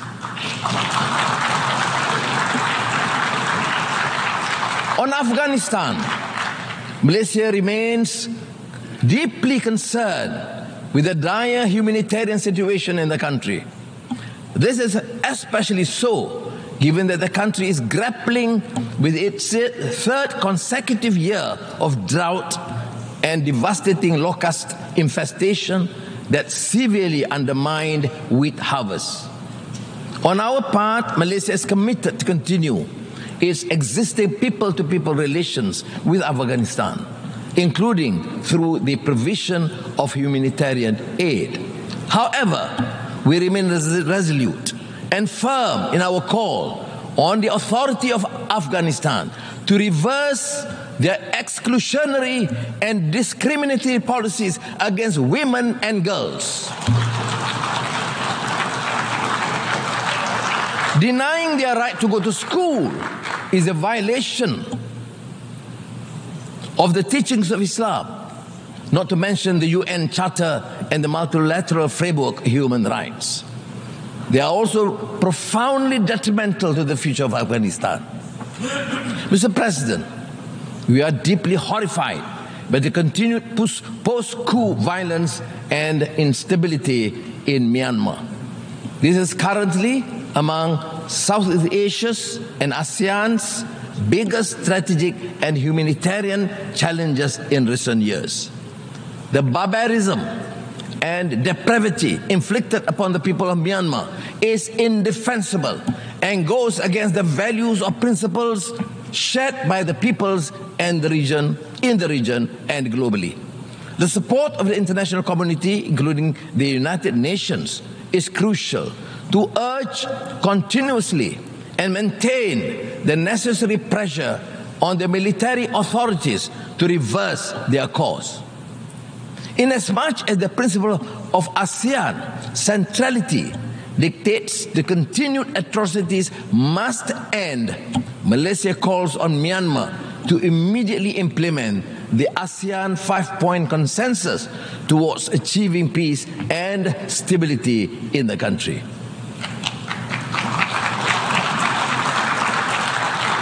ASEAN is navigating the rivalry between the major powers in the Asia-Pacific. Malaysia believes that any strategy undertaken should neither start nor exacerbate a race for dominance. Instead, such strategies should contribute to peace and stability, security and prosperity in the region. Mr. President, scientists have confirmed that the world has just experienced its hottest summer in history. We have heard Secretary General Guterres gravely declare that climate breakdown has begun. Even Malaysia is seeing an increase in adverse impacts of climate change, with increasing temperature, rising sea levels, intensified monsoons, and erratic weather patterns disrupting livelihood and degrading local ecosystems. As such, we have not a moment to lose. Malaysia is doing its part by developing low-carbon and renewable energy roadmaps to implement mitigating and adaptation strategies. The newly launched National Energy Transition Roadmap should aid us in achieving our NDCs as well as lighting the path towards our net zero aspirations. Discussions on climate change in the absence of equity, justice, and the necessary means to assist and empower countries to undertake greater climate action is an exercise in futility.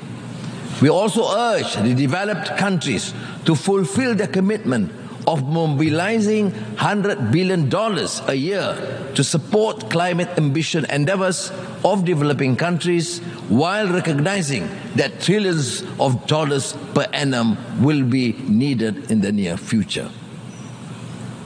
Mr. President, the 2023 SDG report has confirmed that we are falling behind, with nearly a third of the targets either at the state of inertia or worse, regressing.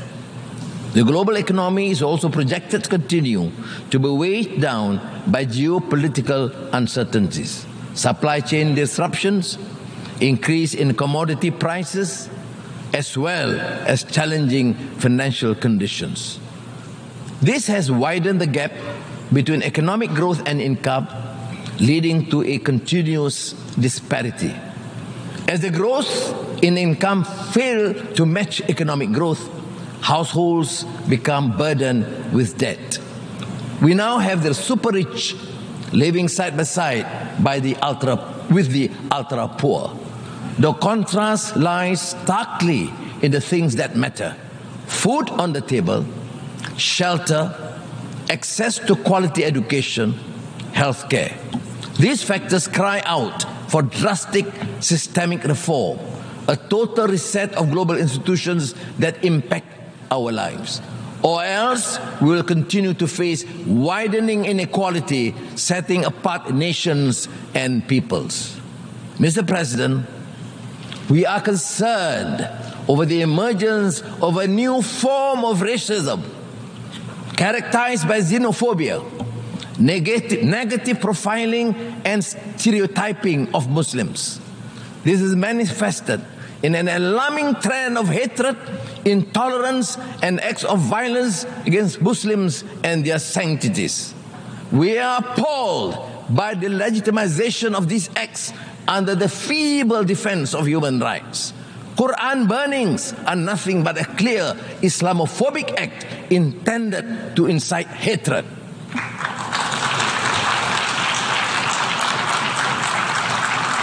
Inaction in the face of such blatant provocation to a religion is simply irresponsible and sends a dangerous message to humanity. We must embody the values of acceptance, tolerance, and mutual respect. We must promote intercultural, inter-civilization, and interreligious understanding and cooperation. We must unite our faith in common cause to promote understanding and goodwill amongst our peoples and strengthen peace and harmony among nations. Mr. President, these are indeed tall orders, but that is the very reason we are here. I truly believe that no challenge, however formidable, is insurmountable if we secure the collective commitment of this global community, the member states of this august institution. What we need is trust and the conviction to make the world a better place, the will to work together on a platform of consensus and solidarity. Early this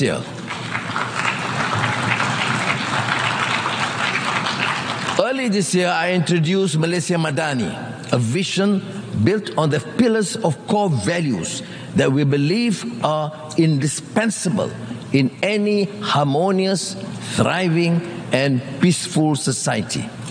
Compassion, ihsan and rahmah, respect, trust and amanah, innovation, prosperity, and sustainability. These basic principles and moral values also apply in the context of our relations with other countries. Whether it is G7 or G20 or G77 or APEC or the world's largest FTA, there is no denying that multilateral collaboration is the sine qua non for any effective and sustainable resolution to the crises that the world is beset with. In this regard, it bears stressing that Malaysia's commitment to the UN and the multilateral system is born out of the strong conviction that all countries, no matter how big or small, rich or poor, strong or weak, have a common responsibility towards creating a better world for tomorrow.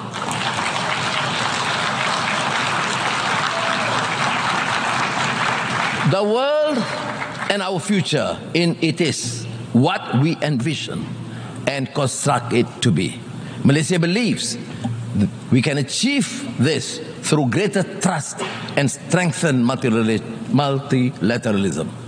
The United Nations can be the vessel to take us from despondency to a brighter future, from uncertainty to optimism, and from vulnerability to resilience.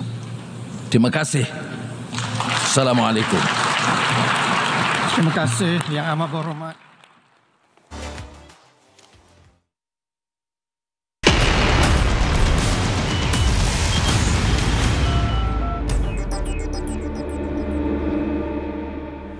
Ya, kembali dalam kita memberikan analisis berkaitan dengan baru saja ucapan yang diberikan oleh Yang Amat Berhormat Datuk Sri Anwar Ibrahim di sesi ke-78 Perhimpunan Agung Pertubuhan Bangsa-Bangsa Bersatu UNGA ke-78, ucapan sulung beliau di New York. Tetapi ada beberapa perkara yang mungkin kita akan angkat sedikit masa bersama saya selepas ini. Bagi Tan Sri, apa poin yang Tan Sri rasa kita nampaknya apa yang kita jangkakan kebanyakannya diucapkan dengan baik sekali oleh Datuk Sri Anwar Ibrahim. Tetapi apa yang paling terkesan dalam ucapan beliau tadi?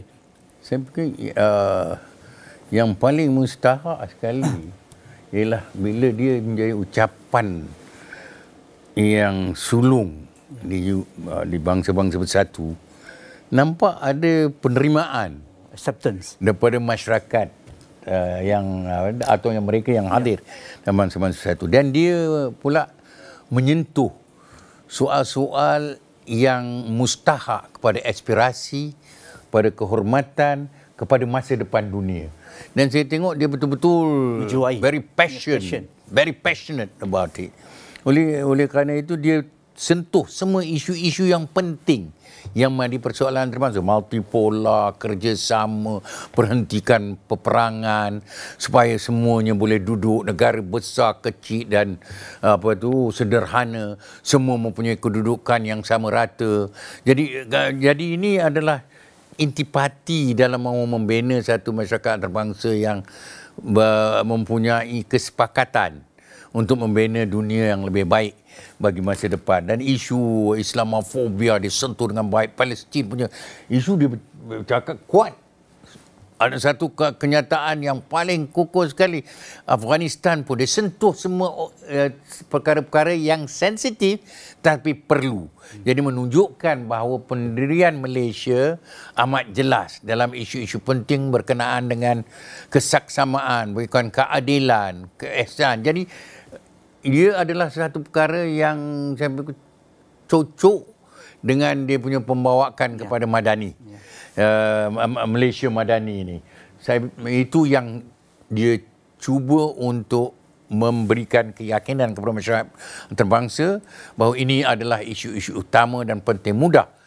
Semua mudah. 1, 2, 3, 4, 5. Jelas untuk diterima dan nampak ada penerimaan. Ini lepas ni kerjanya lah. Lepas ni kerjanya. Kita nak tengok semua dan kerja-kerjanya dapat dilaksanakan. Tapi garis panduannya, arah mana kita nak pergi, strategik, pemikiran strategiknya, memahami ada geopolitik dan geostrategik, keadaan geostrategik dunia dan rantau kita, masalah climate change, tak ada satu pun yang tak disentuh. Pada saya ini adalah satu ucapan yang amat baik dan berkesan. Herizal, ucapan sulung ini.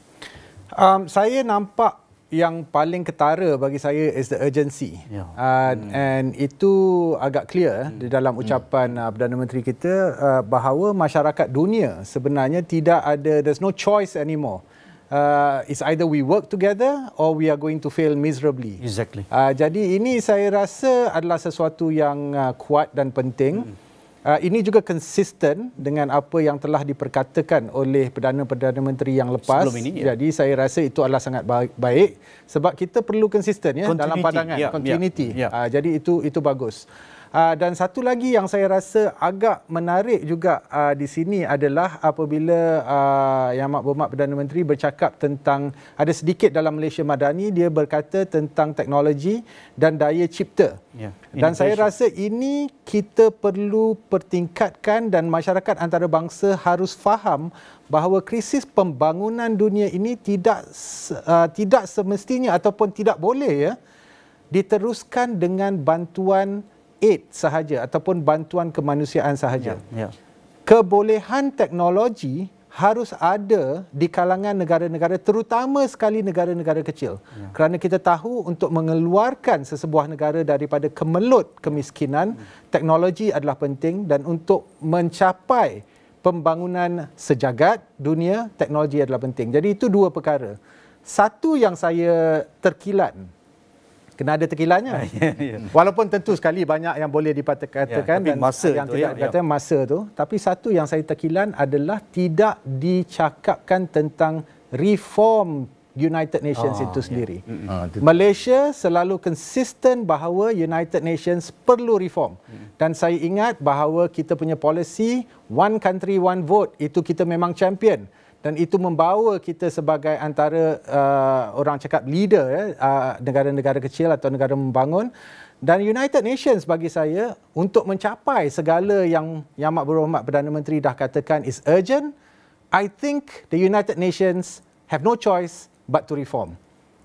Mereka tidak boleh lagi berada di dalam satu format atau sistem yang lama yang bagi saya kurang relevannya untuk hari ini. Dan itu telah pun diperkatakan oleh Anthony Blinken 3 hari lepas, dan saya agak tertarik kerana the United States of America yang jarang sekali mengatakan atau membuah fikirankan tentang reform di United Nations, sebenarnya pada unggal 78 Anthony Blinken telah pun mengatakan bahawa the Security Council does not reflect the situation of the world today. Jadi itu dari saya lah. Sedikit. Okey, terima kasih Tan Sri Hamid Albar, Mantan Menteri Luar kita, dan juga Herizal Hazri. Tapi Herizal akan terus bersama kami, bersama rakan saya Melissa Idris dalam Consider This selepas ini.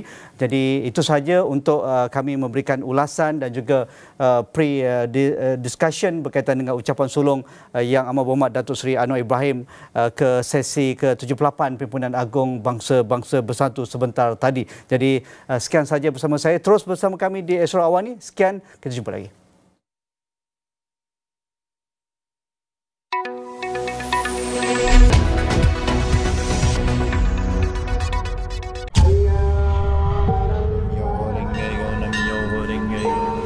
Daulat Tuanku.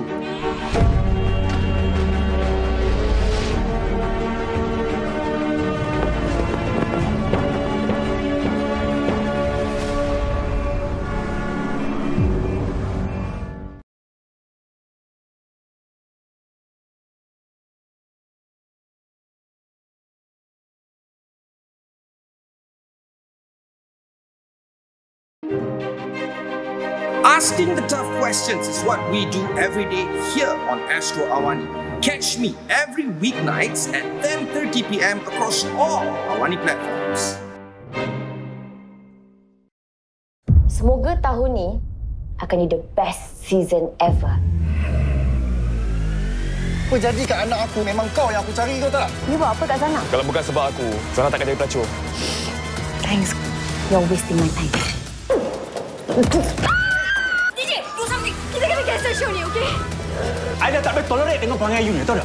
Stop doing voice. What? $1 Million Voice. Stream di Astro Ria dan On Demand. Di sini, segala kisah original umpama hidup. Welcome back, Kapwa. Di sini, segala karakter original membawa anda ke pelbagai tempat. Di sini, segala cerita original umpama nyata. You feel good? It felt so real. Idea baru, cara baru. Di sini, Home of Originals. Saya sure lagu ni. Dan lebih banyak lagi untuk anda terukai bila-bila masa, di mana jua. Stream on demand dan Astro Premier di saluran 410. Lights out, full throttle, and we're underway. Banyai, then that's beautifully done on the inside of Malaysia's Vagrant. Banyai on the inside of Martin into turn number 7. What a move this is. He's got Bender and Miller in front of him. How close was that? Banyai has this British Grand Prix covered. It's been an absolute classic. The MotoGP, live on Spo TV. Sebagai seorang usahawan atau pengusaha bisnes kecil dan sederhana, anda mesti sentiasa mencari ilmu, ilham atau apa jua kandungan yang dapat menambah baik atau mengembangkan bisnes anda, bukan? Jiwa SME tahun ini akan ke 5 lokasi. Zon Borneo, Zon Utara, Zon Selatan, Pantai Timur pun ada dan Kuala Lumpur. Pelbagai aktiviti akan dijalankan, termasuklah sesi perkongsian dari pakar-pakar dan influencer terpilih, workshop untuk upskill dan ruang pameran. Untuk segala info dan update, sila layari www.jiwasme.com.my. Dalam masa sama, jangan lupa untuk ikuti program khas Jiwa SME di saluran 501 Astro AWANI dan semua platform media sosial Astro AWANI. Ianya pemberian ultimate untuk pelanggan Astro yang menggunakan dekoder lama. RM500,000 naik taraf percuma ke Astro Box baru menanti anda di Astro Experience Store kami, IOI City Mall. Datang sahaja pada tarikh tertera. Tiada lagi gangguan hujan apabila anda menggunakan Astro Box baru. Tiada lanjutan kontrak dan tiada bayaran tambahan. Awesome! Kami sedia menanti anda di Astro Experience Store, IOI City Mall. Jumpa kami di sana.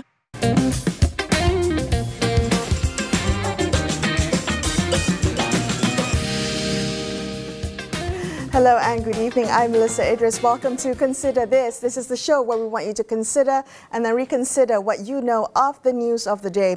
Now, the month of September marks 25 years since Anwar Ibrahim was sacked as Deputy Prime Minister in 1998, soon after which he initiated the Reformasi movement.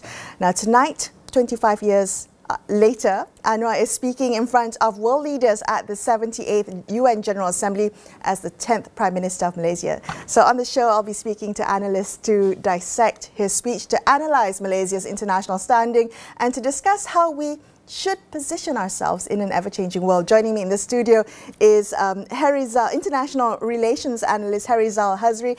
Thank you so much, Herizal, for continuing this discussion with me on Consider This. We just heard Anwar Ibrahim's speech, and I wanted to ask you, in terms of the things that stood out to you, when you think of what makes a good speech at this level, on this international stage, did Anwar Ibrahim's speech hit the mark? Yes. You know, to be fair, I think when you hear a speech, obviously you look at the person who's delivering the speech, and you know that visual sort of like contact is important. I think Anwar Ibrahim sent a very good sort of like body language. I think he was consistent. He was assertive.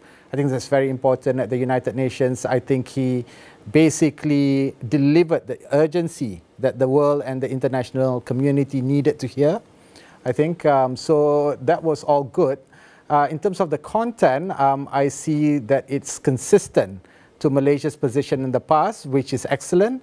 I think as a country, we need to continue to drive our agenda at the United Nations, and this agenda cannot change. It can be sort of like adjusted, but I think Malaysia must be firm with our stand, and that I saw, from his speech. So when you talk about continuity, this consistency in every UN General Assembly speech from Malaysia's leaders, what are the points that you're looking for to establish that continuity?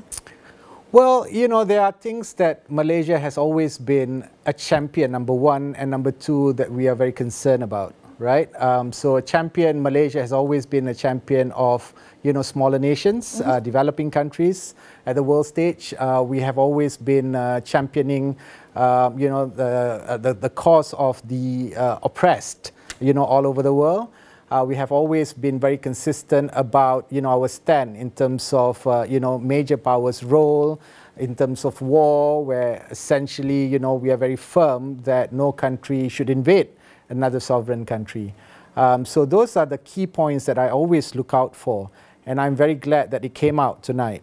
I think our stand on the war in Ukraine is clearer. I think the Prime Minister has said it, that, you know, Malaysia essentially has a very clear stand, on the war in Ukraine.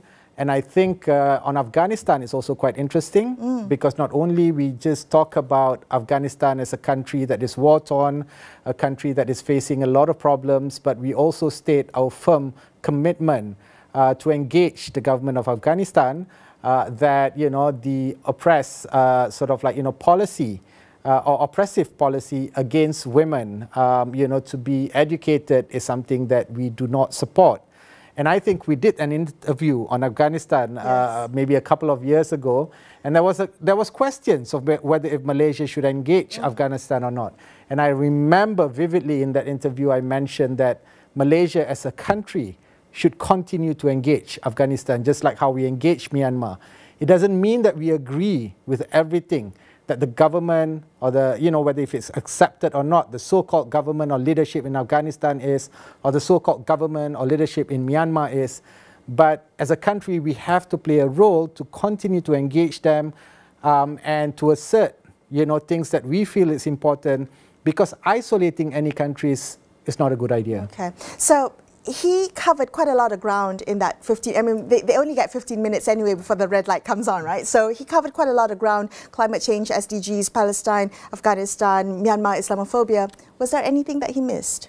Well, I mean, obviously there's a lot, right? But what would you have liked to have heard him say? Essentially because I mentioned about how Malaysia should be consistent, and I think Malaysia has always been a nation that calls for reform at the United Nations, right? We never drop that. We continue to say that the United Nations need to change.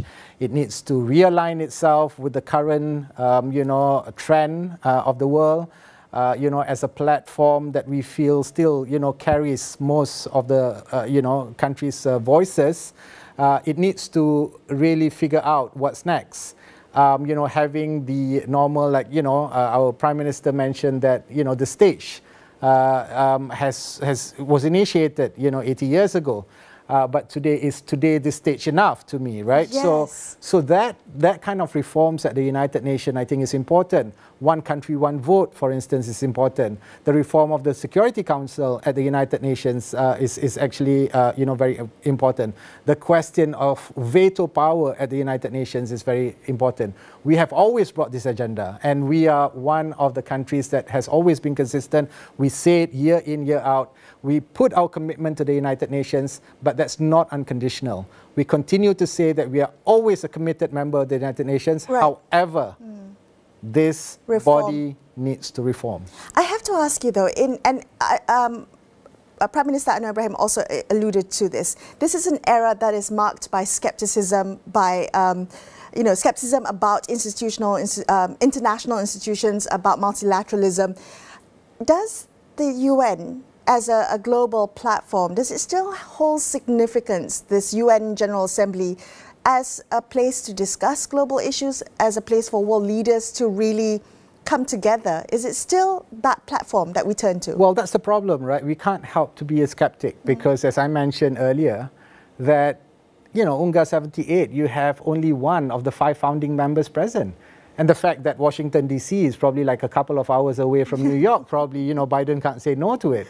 But the fact that all of these other countries are not present, and other countries that are important as well, such as India, also not present, and we can't help to be a skeptic. We can't help to question whether if this is truly a platform that brings together, all these powers. But what's really interesting is that the developing countries continue to be present. The developing countries continue to put all their effort, their energy to voice their concerns, at the United Nations. So on one hand, we can be skeptical to say that maybe the United Nations is no longer that choice of forum of bigger powers, but we can say that maybe the smaller powers or the middle powers at the United Nations are taking over, which is a great thing. But also we have to understand today there are many other platforms, and we see that BRICS is expanding. We see that other governments are putting effort. One thing that I think is also interesting is Indonesia's presence, right? We know that this is a very busy year for Jokowi, right? This is his final year. Yes. There's all these other platforms that he's hosting, and there's the United Nations General Assembly. What's interesting is that Jokowi is not at the United Nations General Assembly. So if you talk about ASEAN, this is the largest country in ASEAN. Are we seeing that the largest member of ASEAN not really interested in the United Nations? I'm not saying it's good or bad. Maybe it's good. Maybe then Indonesia can put more interest on other platforms. Maybe Indonesia can build ASEAN to be a stronger platform. I don't know. But Indonesia is also not in BRICS, right? So to me, these are all interesting dynamics that we are not entirely sure where these countries are heading. People are writing about it. We are, pundits are making assumptions and stuff like that. But what I think is important here is, I go back, to the question of whether if the United Nations wants to continue to be relevant. And of course, to Guterres, he wants the United Nations to be relevant. And questions have been posed to him. Is this still relevant? And he said, well, we are actually having some problems, but it is not yet point of no return. Like, we can reverse this. It's United Nations, salvageable. So I think, for people at the UN, they have been doing a lot of good work. I think they are working very hard. But I think there are fundamental sort of like issues where the United Nations have to be at pace of, the changing sort of like dynamics of the world, looking at how other platforms are getting more attention, looking at important sort of like, regional organizations like ASEAN, and not just, as a multilateral, but having dynamic sort of like relationship with the blocs as well.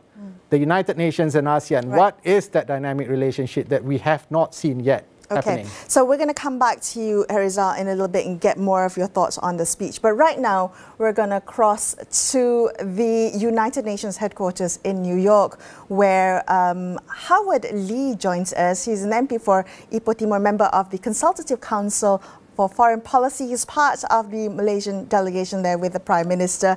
Howard, you're on the line. Hello. Good morning.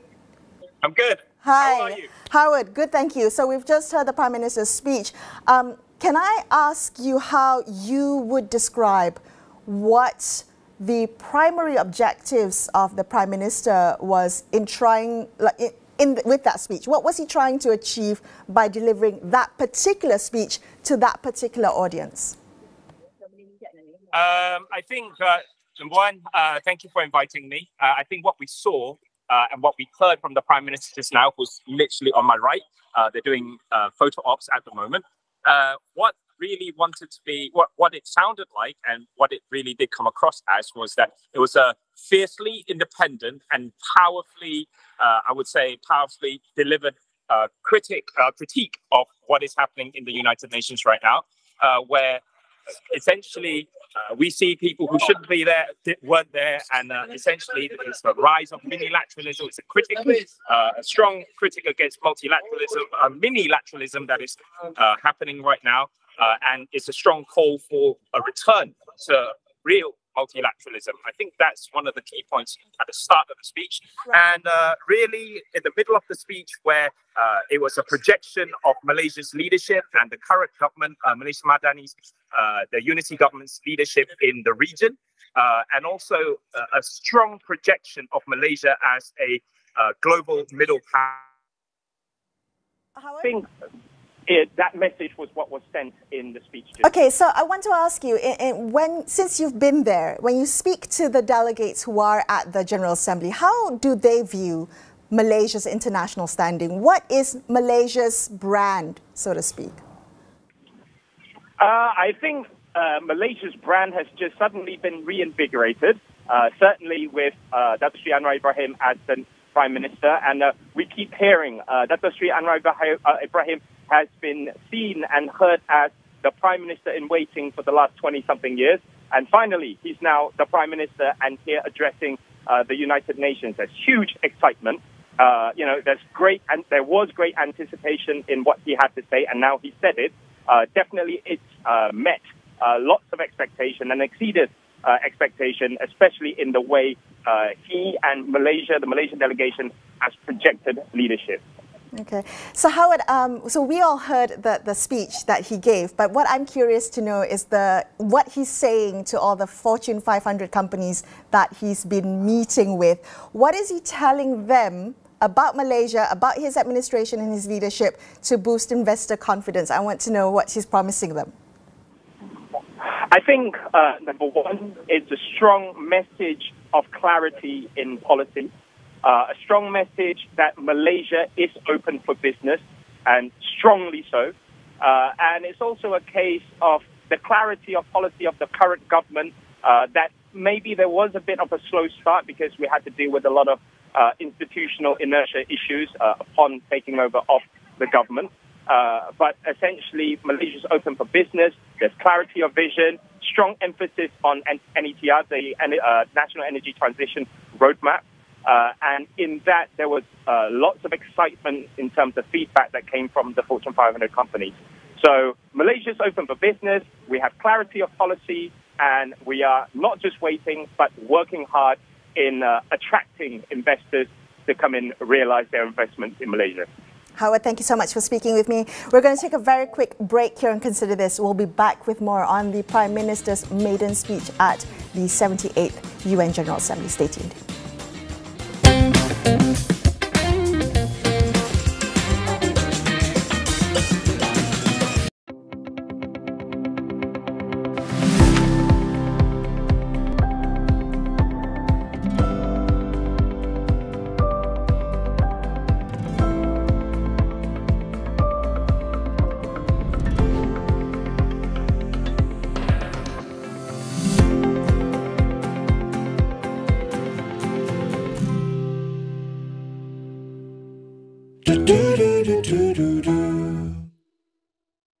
Generasi kini tak terhalang, perlukan perlindungan berpanjangan. Rexona 72 jam baharu dengan Active Shield Technology. Perlindungan punca peluh dan bau badan sepanjang 72 jam. Kekal segar apa jua, Rexona tak terhalang seperti anda.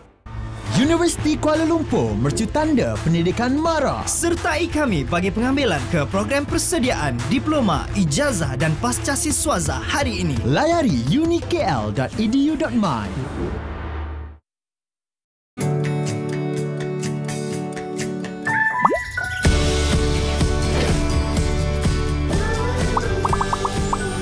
Serlakan keceriaan dengan Gardenia Quick Bites.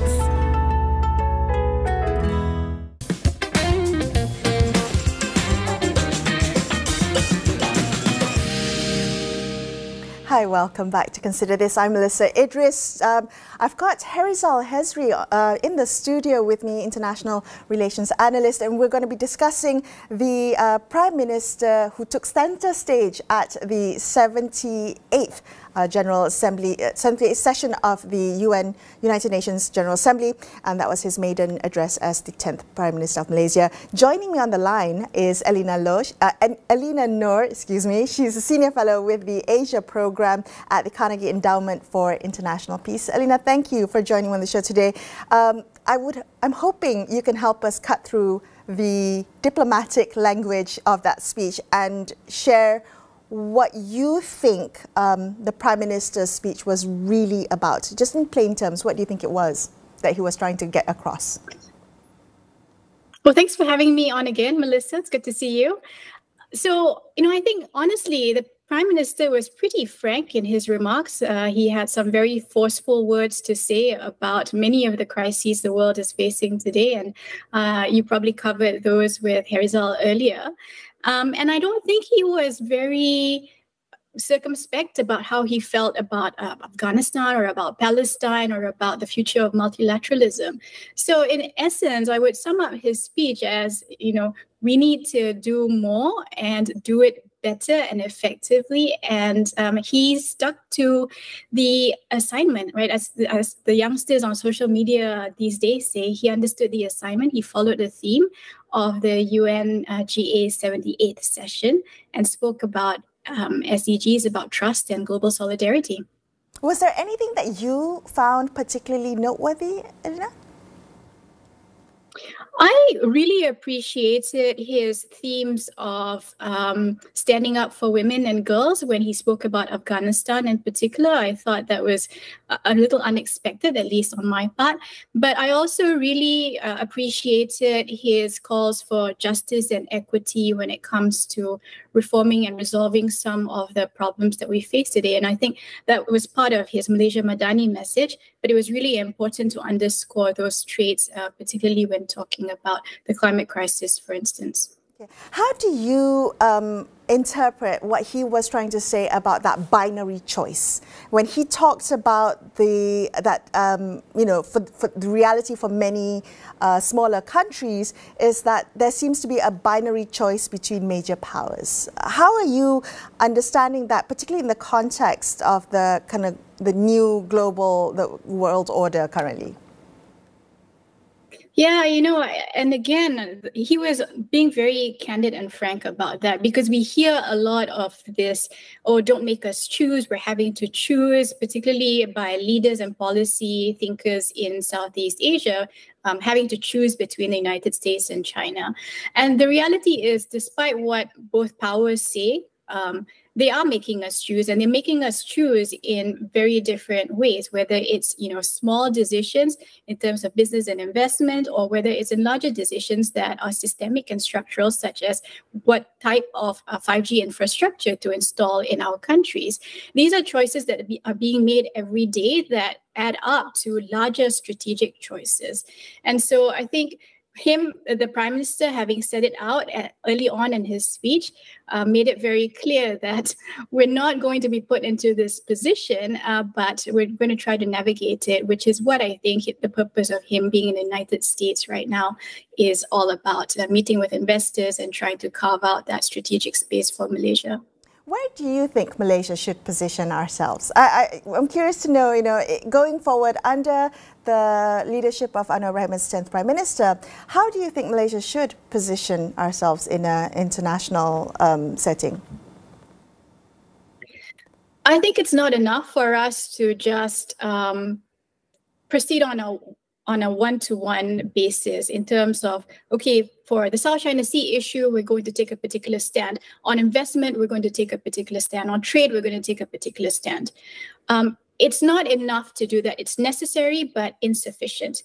And I think we should be a lot more proactive in our decisions and in our policies and more visionary. And so what I'm thinking of in my head is when we talk about renewable energy or when we talk about technology, for example, we need to be thinking about being at the table, making the rules, helping set the standards and the governance frameworks, because these issues will affect us at the end of the day. Right now, we are being treated as derivatives of the global order, and we are seen as users and consumers. In fact, we market ourselves that way. You know, come invest in us because we have a market of this and we can do this and we can do that.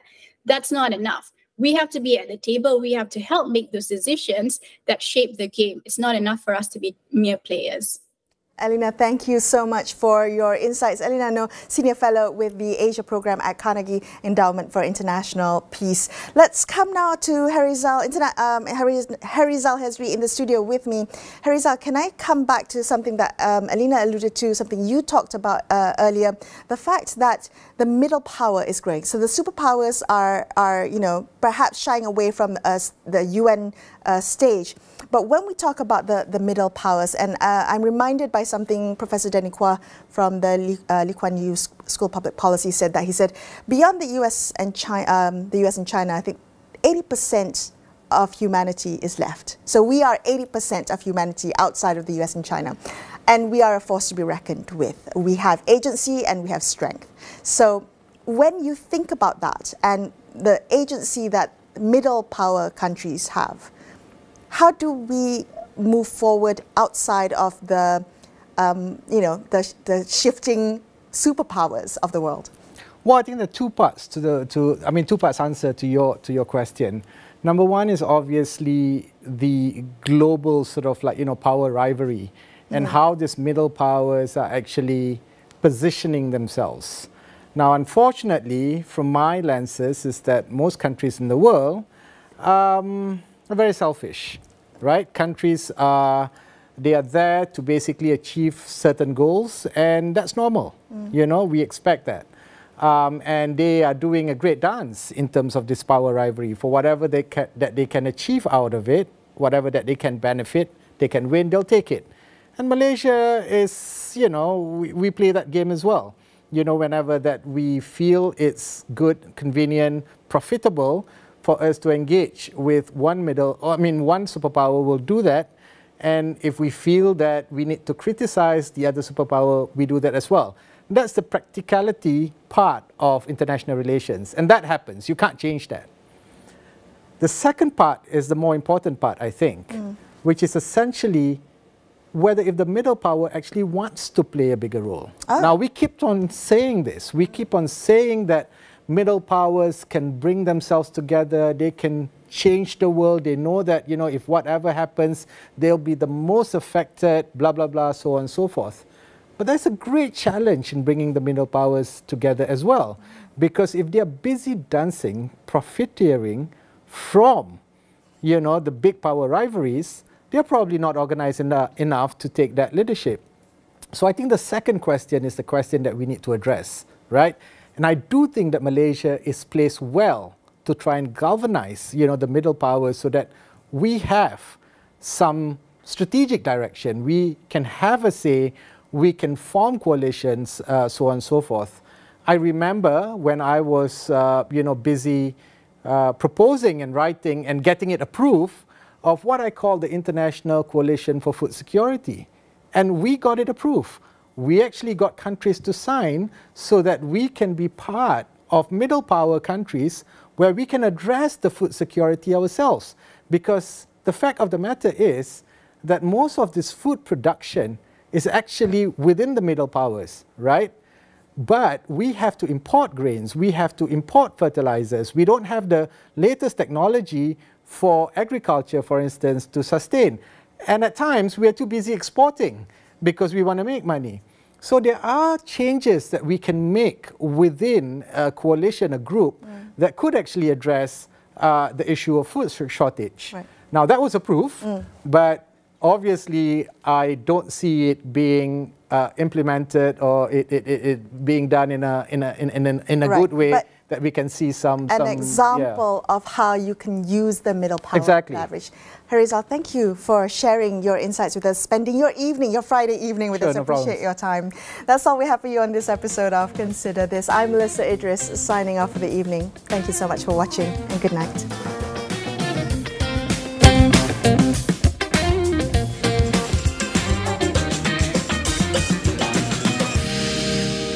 Kementerian Pertanian dan Keterjaminan Makanan akan mengadakan pertemuan dengan Padi Beras Nasional Berhad bagi membincangkan isu bekalan beras tempatan negara.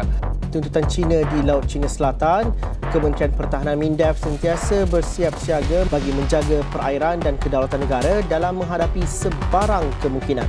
Usaha memperkasakan sekolah kebangsaan agar ia menjadi pilihan utama ibu bapa untuk menghantar anak-anak perlu terus dilakukan. Nak untung cepat, modal kena besar? Salah. Nak jadi pelabur? Kena bijak, gilap kewangan. Elak jadi mangsa scam. Macam mana? Biar saya, Dato' Dr. Nazri Khan, kongsikan strategi pelaburan simple dan efektif. Approach baru AI bersama DDNK. Ingin capai impian anda? Tonton Melabur bersama DDNK. Ingat, tak handsome tak apa, janji kaya. Dibawakan eksklusif oleh Al-Ibris.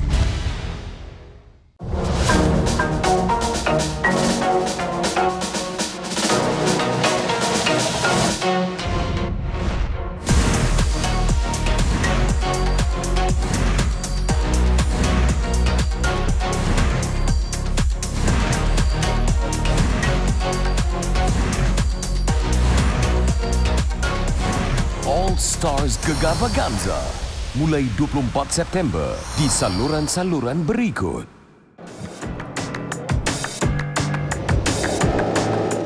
Lights out, full throttle, and we're underway. Banyai, then that's beautifully done on the inside of Malaysia's Varga. Banyai on the inside of Martin into turn number 7. What a move this is. He's got Bender and Miller in front of him. How close was that? Banyaya has this British Grand Prix covered. It's been an absolute classic. The MotoGP, live on Spo TV.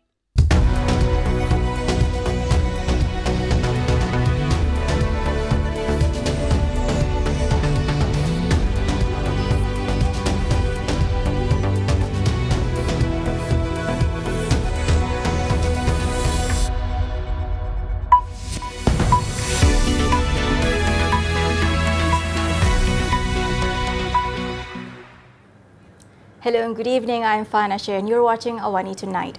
Prime Minister Dato' Sri Hamid Albar addressed the United Nations General Assembly this evening in his maiden appearance as leader of the country.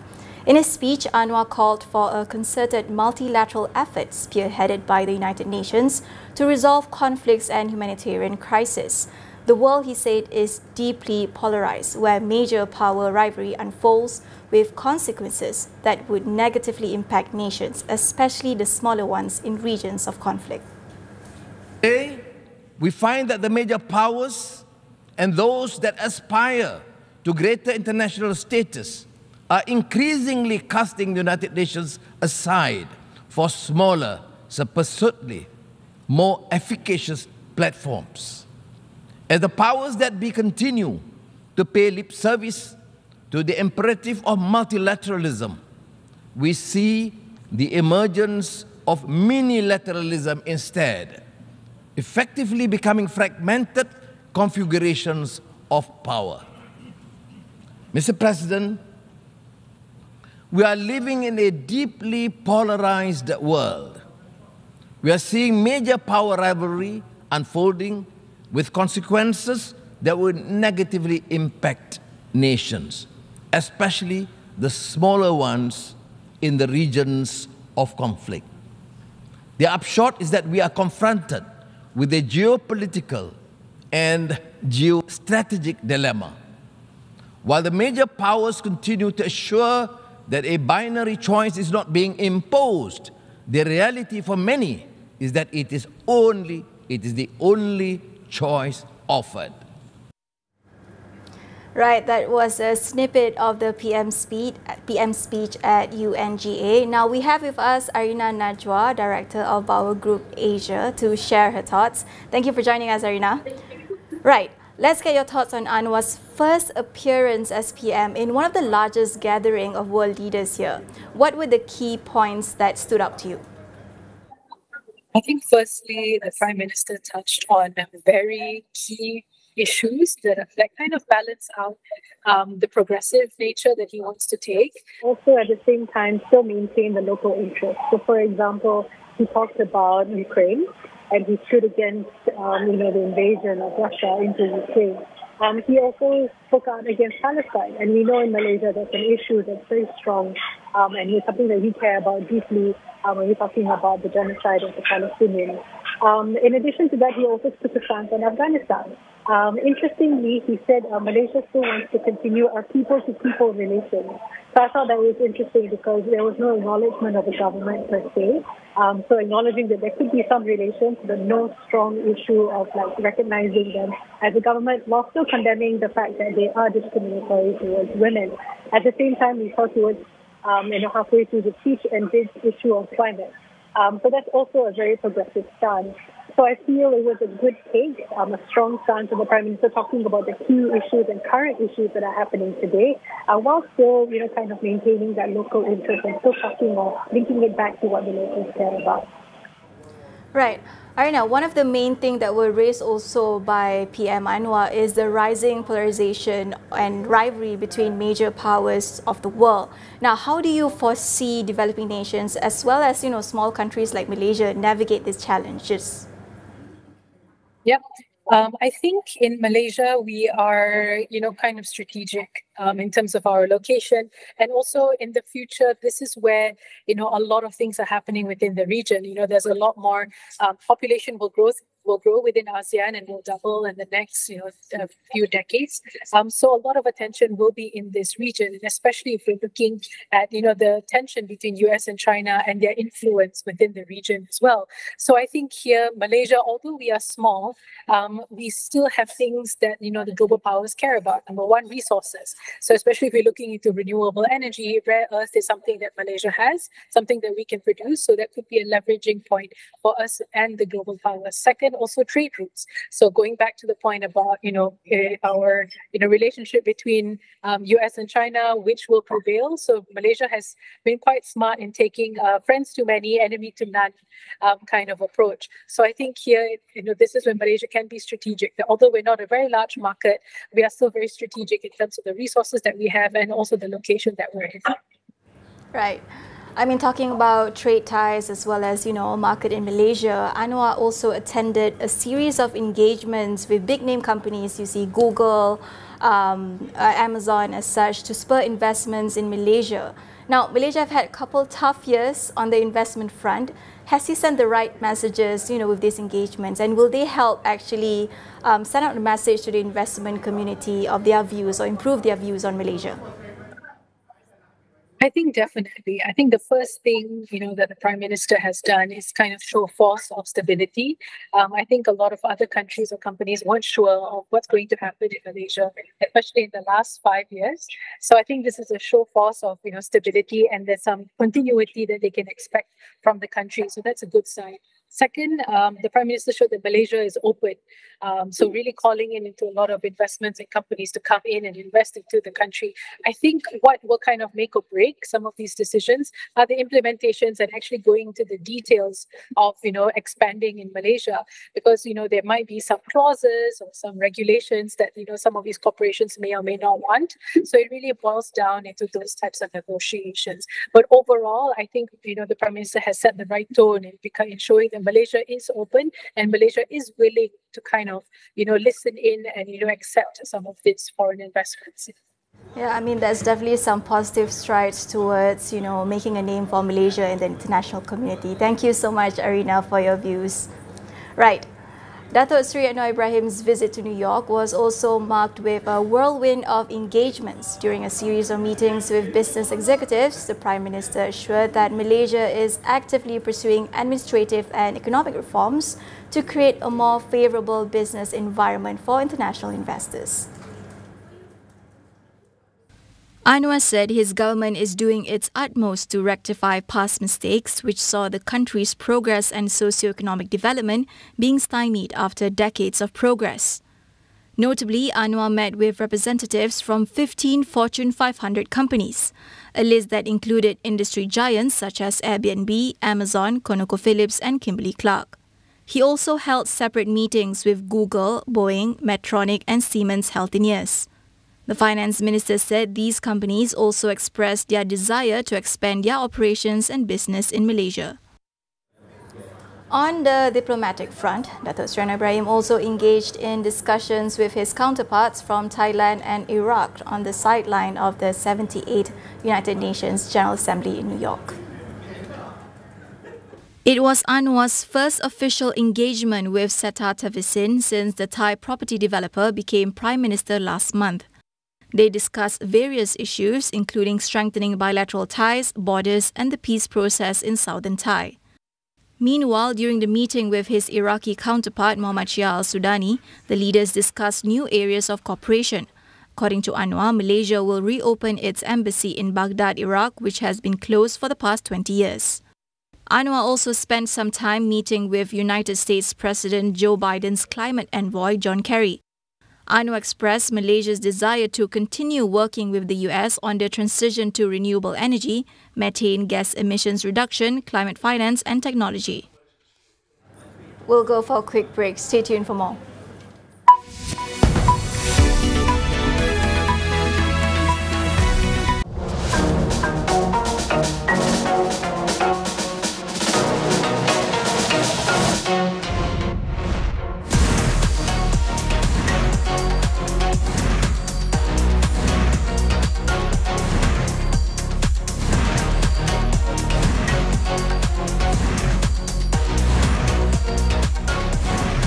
Stars Gegar Vaganza mulai 24 September di saluran-saluran berikut. From the dawn of the dinosaurs At the very beginning, to their deadly demise, the 180 million years through time, Stephen Fry walks us through prehistoric times in their amazing, magical world. When Jurassic giants once roamed the earth. Where's he off to now, I wonder? Dinosaur with Stephen Fry. Monday nights on Animal Planet.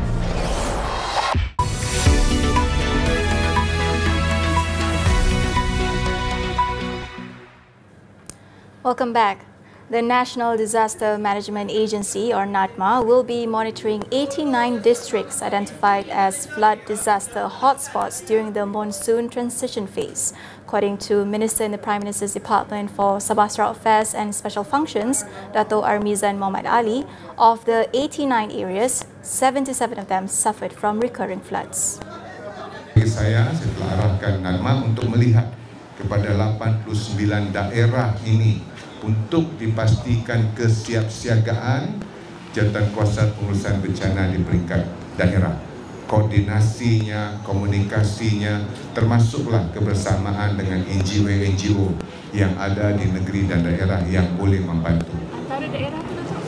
Antara daerah, I don't have the details, but keutamanya sudah pasti kalau disebut banjir ini, Kelantan, Terengganu, Pahang, dan juga Johor. At the present inter-monsoon period, Armizan said there were already 5 states, 7 districts and 589 victims affected by floods. He added that NADMA is currently reviewing the National Security Council's directives number 20 relating to the policy and mechanisms of national disaster management, while also introducing the disaster risk reduction policy. If necessary, Armizan said a new act emphasizing on a holistic approach to national disaster management is also being considered.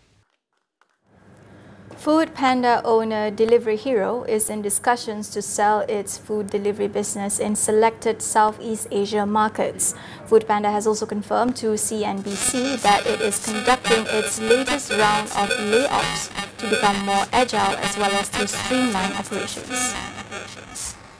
The food delivery business, however, did not reveal the number of employees impacted nor departments affected as it enters its third round of layoffs since job cuts in February and September last year. On Wednesday, a German business magazine, Business Magazine, first reported the news that the Berlin-based company plans and selling food-panda operations in Singapore, Cambodia, Laos, Malaysia, Philippines and Thailand. It said Singapore's potential buyer and could pay slightly over $1 billion for the unit. Delivery Hero, however, told CNBC that any discussions or plans are in their preliminary stages, without mentioning specific markets. While Grab has been in the lead in Southeast Asia's food delivery market, Delivery Hero has yet to become profitable since its inception in 2011, reporting a net loss of over $880 million for the first half of 2023. On to global news. Ukraine and the US have agreed to launch joint weapons production that will enable Kiev to start producing necessary weapons and air defense systems. This was revealed during the Ukrainian President Volodymyr Zelensky's second visit to the US. During the visit, US President Joe Biden also pledged a new $325 million military aid package. Zelensky said the long-term agreement would create jobs and a new industrial base in Ukraine. He and Biden also agreed on specific steps to expand the export of grain from Ukraine in the face of a Russian blockade and tensions with neighbor Poland. On Wednesday, one of Ukraine's staunchest allies, Poland, said it will no longer supply weapons to Ukraine following a dispute over grain exports. That's all we have for you on AWANI Tonight. I'm Fanashe. Thank you for watching.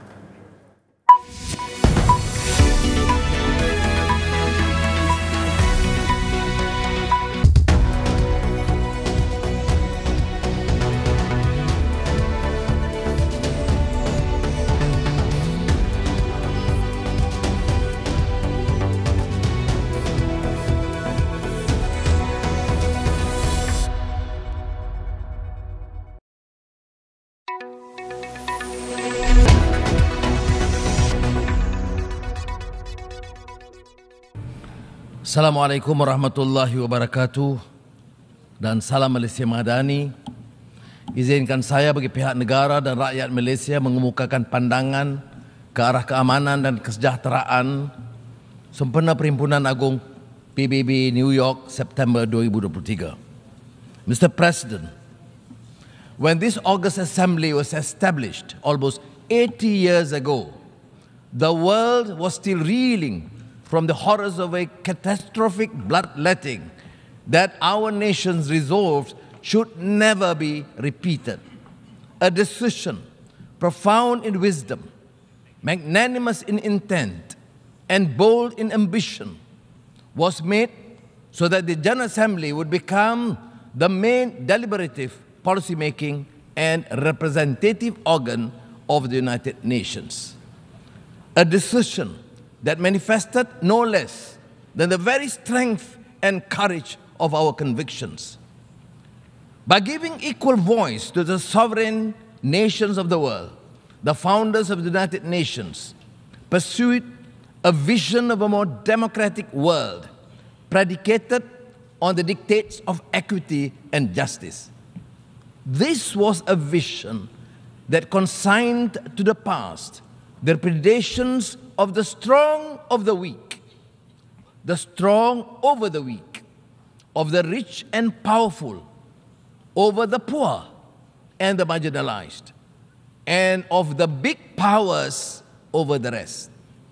That vision, in my opinion, has been utterly shattered to pieces. Today, we find that the major powers and those that aspire to greater international status are increasingly casting the United Nations aside for smaller, supposedly more efficacious platforms. As the powers that be continue to pay lip service to the imperative of multilateralism, we see the emergence of minilateralism instead, effectively becoming fragmented configurations of power. Mr. President, we are living in a deeply polarized world. We are seeing major power rivalry unfolding with consequences that will negatively impact nations, especially the smaller ones in the regions of conflict. The upshot is that we are confronted with a geopolitical and geostrategic dilemma. While the major powers continue to assure that a binary choice is not being imposed, the reality for many is that it is the only choice offered. Unchecked, this will ultimately lead once again to the imperative of multilateralism. We see the emergence of minilateralism instead, effectively becoming fragmented configurations of power. Mr. President, we are living in a deeply polarized world.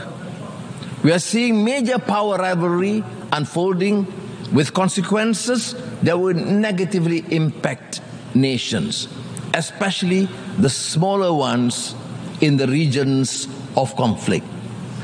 The upshot is that we are confronted with a geopolitical and geostrategic dilemma. While the major powers continue to assure that a binary choice is not being imposed, the reality for many is that it is the only choice offered. Unchecked, this will ultimately lead once again to a world where the masses are unrepresented, where the few rule over the many, and the many resent the few. The lofty ideals and principles enshrined in the UN Charter call upon nations to resolve their disputes through peaceful means and refrain from the threat or use of force against the territorial integrity and sovereignty or political independence of any state. We condemned unequivocally the Russian invasion of Ukraine. This conflict in Ukraine, for example, underscores the imperative to make peace and settle differences amicably through negotiations. Nevertheless, time is not on our side. And owing to the protracted failure to deal with this Russian-Ukraine crisis, I urge for a concerted multilateral effort led by the United Nations to resolve this. We cannot choose our neighbors, but we can choose to live in peace with them. And peace cannot happen without the cessation of hostilities by all parties. It is imperative for all parties to return to dialogue and resolve their differences through the negotiation table. The extent of the Ukraine conflict has radiated throughout the world as food prices have skyrocketed, leading to shortages and hunger, further malnutrition and despair. As in other conflicts elsewhere, be it in the Middle East or Southeast Asia, forced migration take place, piling on the problems of refugees and statelessness. Mr. President, in the Middle East, the politics of dispossession continues with a vengeance, with more illegal settlements being built, stripping Palestinians of land that rightly belongs to them.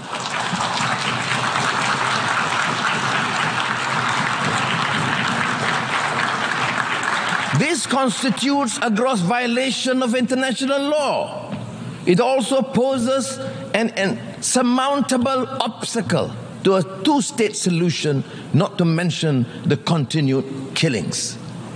There is also flagrant hypocrisy in dealing with the issue of Palestine. The international community must speak up against the atrocities committed towards the Palestinians, even as they so vehemently speak out against human rights violations, injustice, and abusive regimes. On Afghanistan, Malaysia remains deeply concerned with the dire humanitarian situation in the country. This is especially so given that the country is grappling with its third consecutive year of drought and devastating locust infestation that severely undermined wheat harvests. On our part, Malaysia is committed to continue its existing people-to-people relations with Afghanistan, including through the provision of humanitarian aid. However, we remain resolute and firm in our call on the authority of Afghanistan to reverse their exclusionary and discriminatory policies against women and girls. Denying their right to go to school is a violation of the teachings of Islam, not to mention the UN Charter and the multilateral framework of human rights. They are also profoundly detrimental to the future of Afghanistan. Mr. President, we are deeply horrified by the continued post-coup violence and instability in Myanmar. This is currently among Southeast Asia's and ASEAN's biggest strategic and humanitarian challenges in recent years. The barbarism and depravity inflicted upon the people of Myanmar is indefensible and goes against the values or principles shared by the peoples and the region, in the region and globally. The support of the international community, including the United Nations, is crucial to urge continuously and maintain the necessary pressure on the military authorities to reverse their course. Inasmuch as the principle of ASEAN centrality dictates the continued atrocities must end, Malaysia calls on Myanmar to immediately implement the ASEAN 5-point consensus towards achieving peace and stability in the country.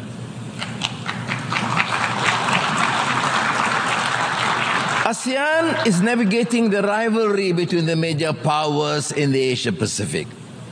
Malaysia believes that any strategy undertaken should neither start nor exacerbate a race for dominance. Instead, such strategies should contribute to peace and stability, security and prosperity in the region. Mr. President, scientists have confirmed that the world has just experienced its hottest summer in history. We have heard Secretary General Guterres gravely declare that climate breakdown has begun. Even Malaysia is seeing an increase in adverse impacts of climate change, with increasing temperature, rising sea levels, intensified monsoons, and erratic weather patterns disrupting livelihood and degrading local ecosystems. As such, we have not a moment to lose. Malaysia is doing its part by developing low-carbon and renewable energy roadmaps to implement mitigating and adaptation strategies. The newly launched National Energy Transition Roadmap should aid us in achieving our NDCs as well as lighting the path towards our net zero aspirations.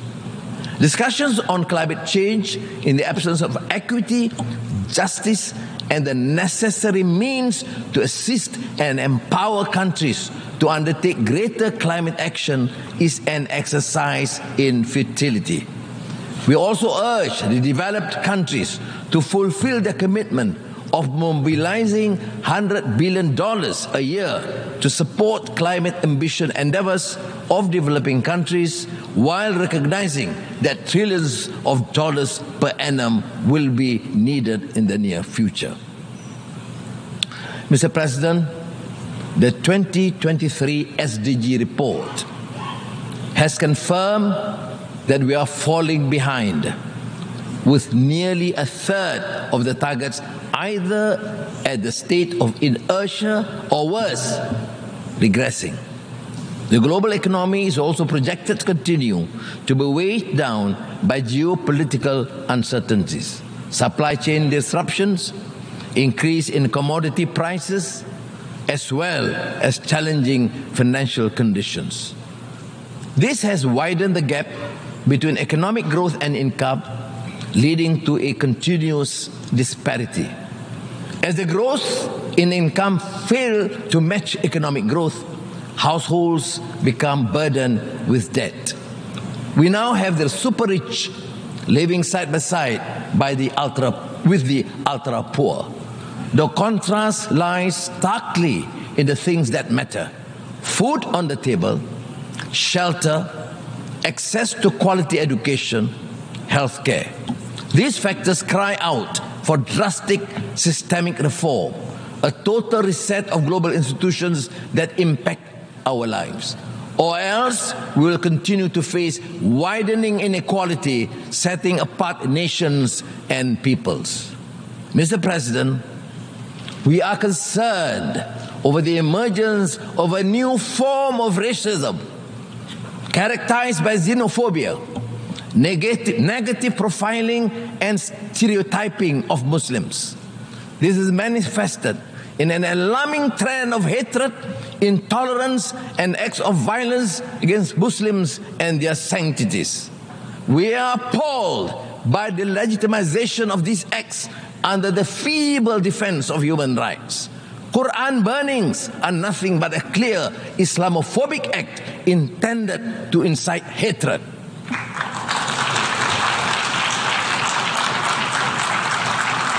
Inaction in the face of such blatant provocation to a religion is simply irresponsible and sends a dangerous message to humanity. We must embody the values of acceptance, tolerance, and mutual respect. We must promote intercultural, inter-civilization, and interreligious understanding and cooperation. We must unite our faith in common cause to promote understanding and goodwill amongst our peoples and strengthen peace and harmony among nations. Mr. President, these are indeed tall orders, but that is the very reason we are here. I truly believe that no challenge, however formidable, is insurmountable if we secure the collective commitment of this global community, the member states of this august institution. What we need is trust and the conviction to make the world a better place, the will to work together on a platform of consensus and solidarity. Early this year,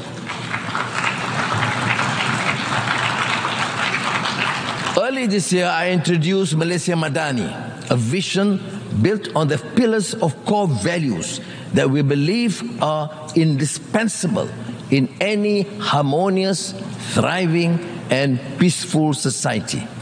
Compassion, ihsan and rahmah, respect, trust and amanah, innovation, prosperity, and sustainability. These basic principles and moral values also apply in the context of our relations with other countries. Whether it is G7 or G20 or G77 or APEC or the world's largest FTA, there is no denying that multilateral collaboration is the sine qua non for any effective and sustainable resolution to the crises that the world is beset with. In this regard, it bears stressing that Malaysia's commitment to the UN and the multilateral system is born out of the strong conviction that all countries, no matter how big or small, rich or poor, strong or weak, have a common responsibility towards creating a better world for tomorrow.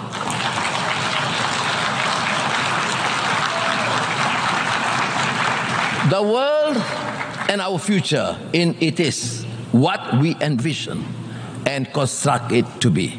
Malaysia believes we can achieve this through greater trust and strengthen multilateralism. The United Nations can be the vessel to take us from despondency to a brighter future, from uncertainty to optimism, and from vulnerability to resilience. Terima kasih. Assalamualaikum. Terima kasih Yang Amat Berhormat.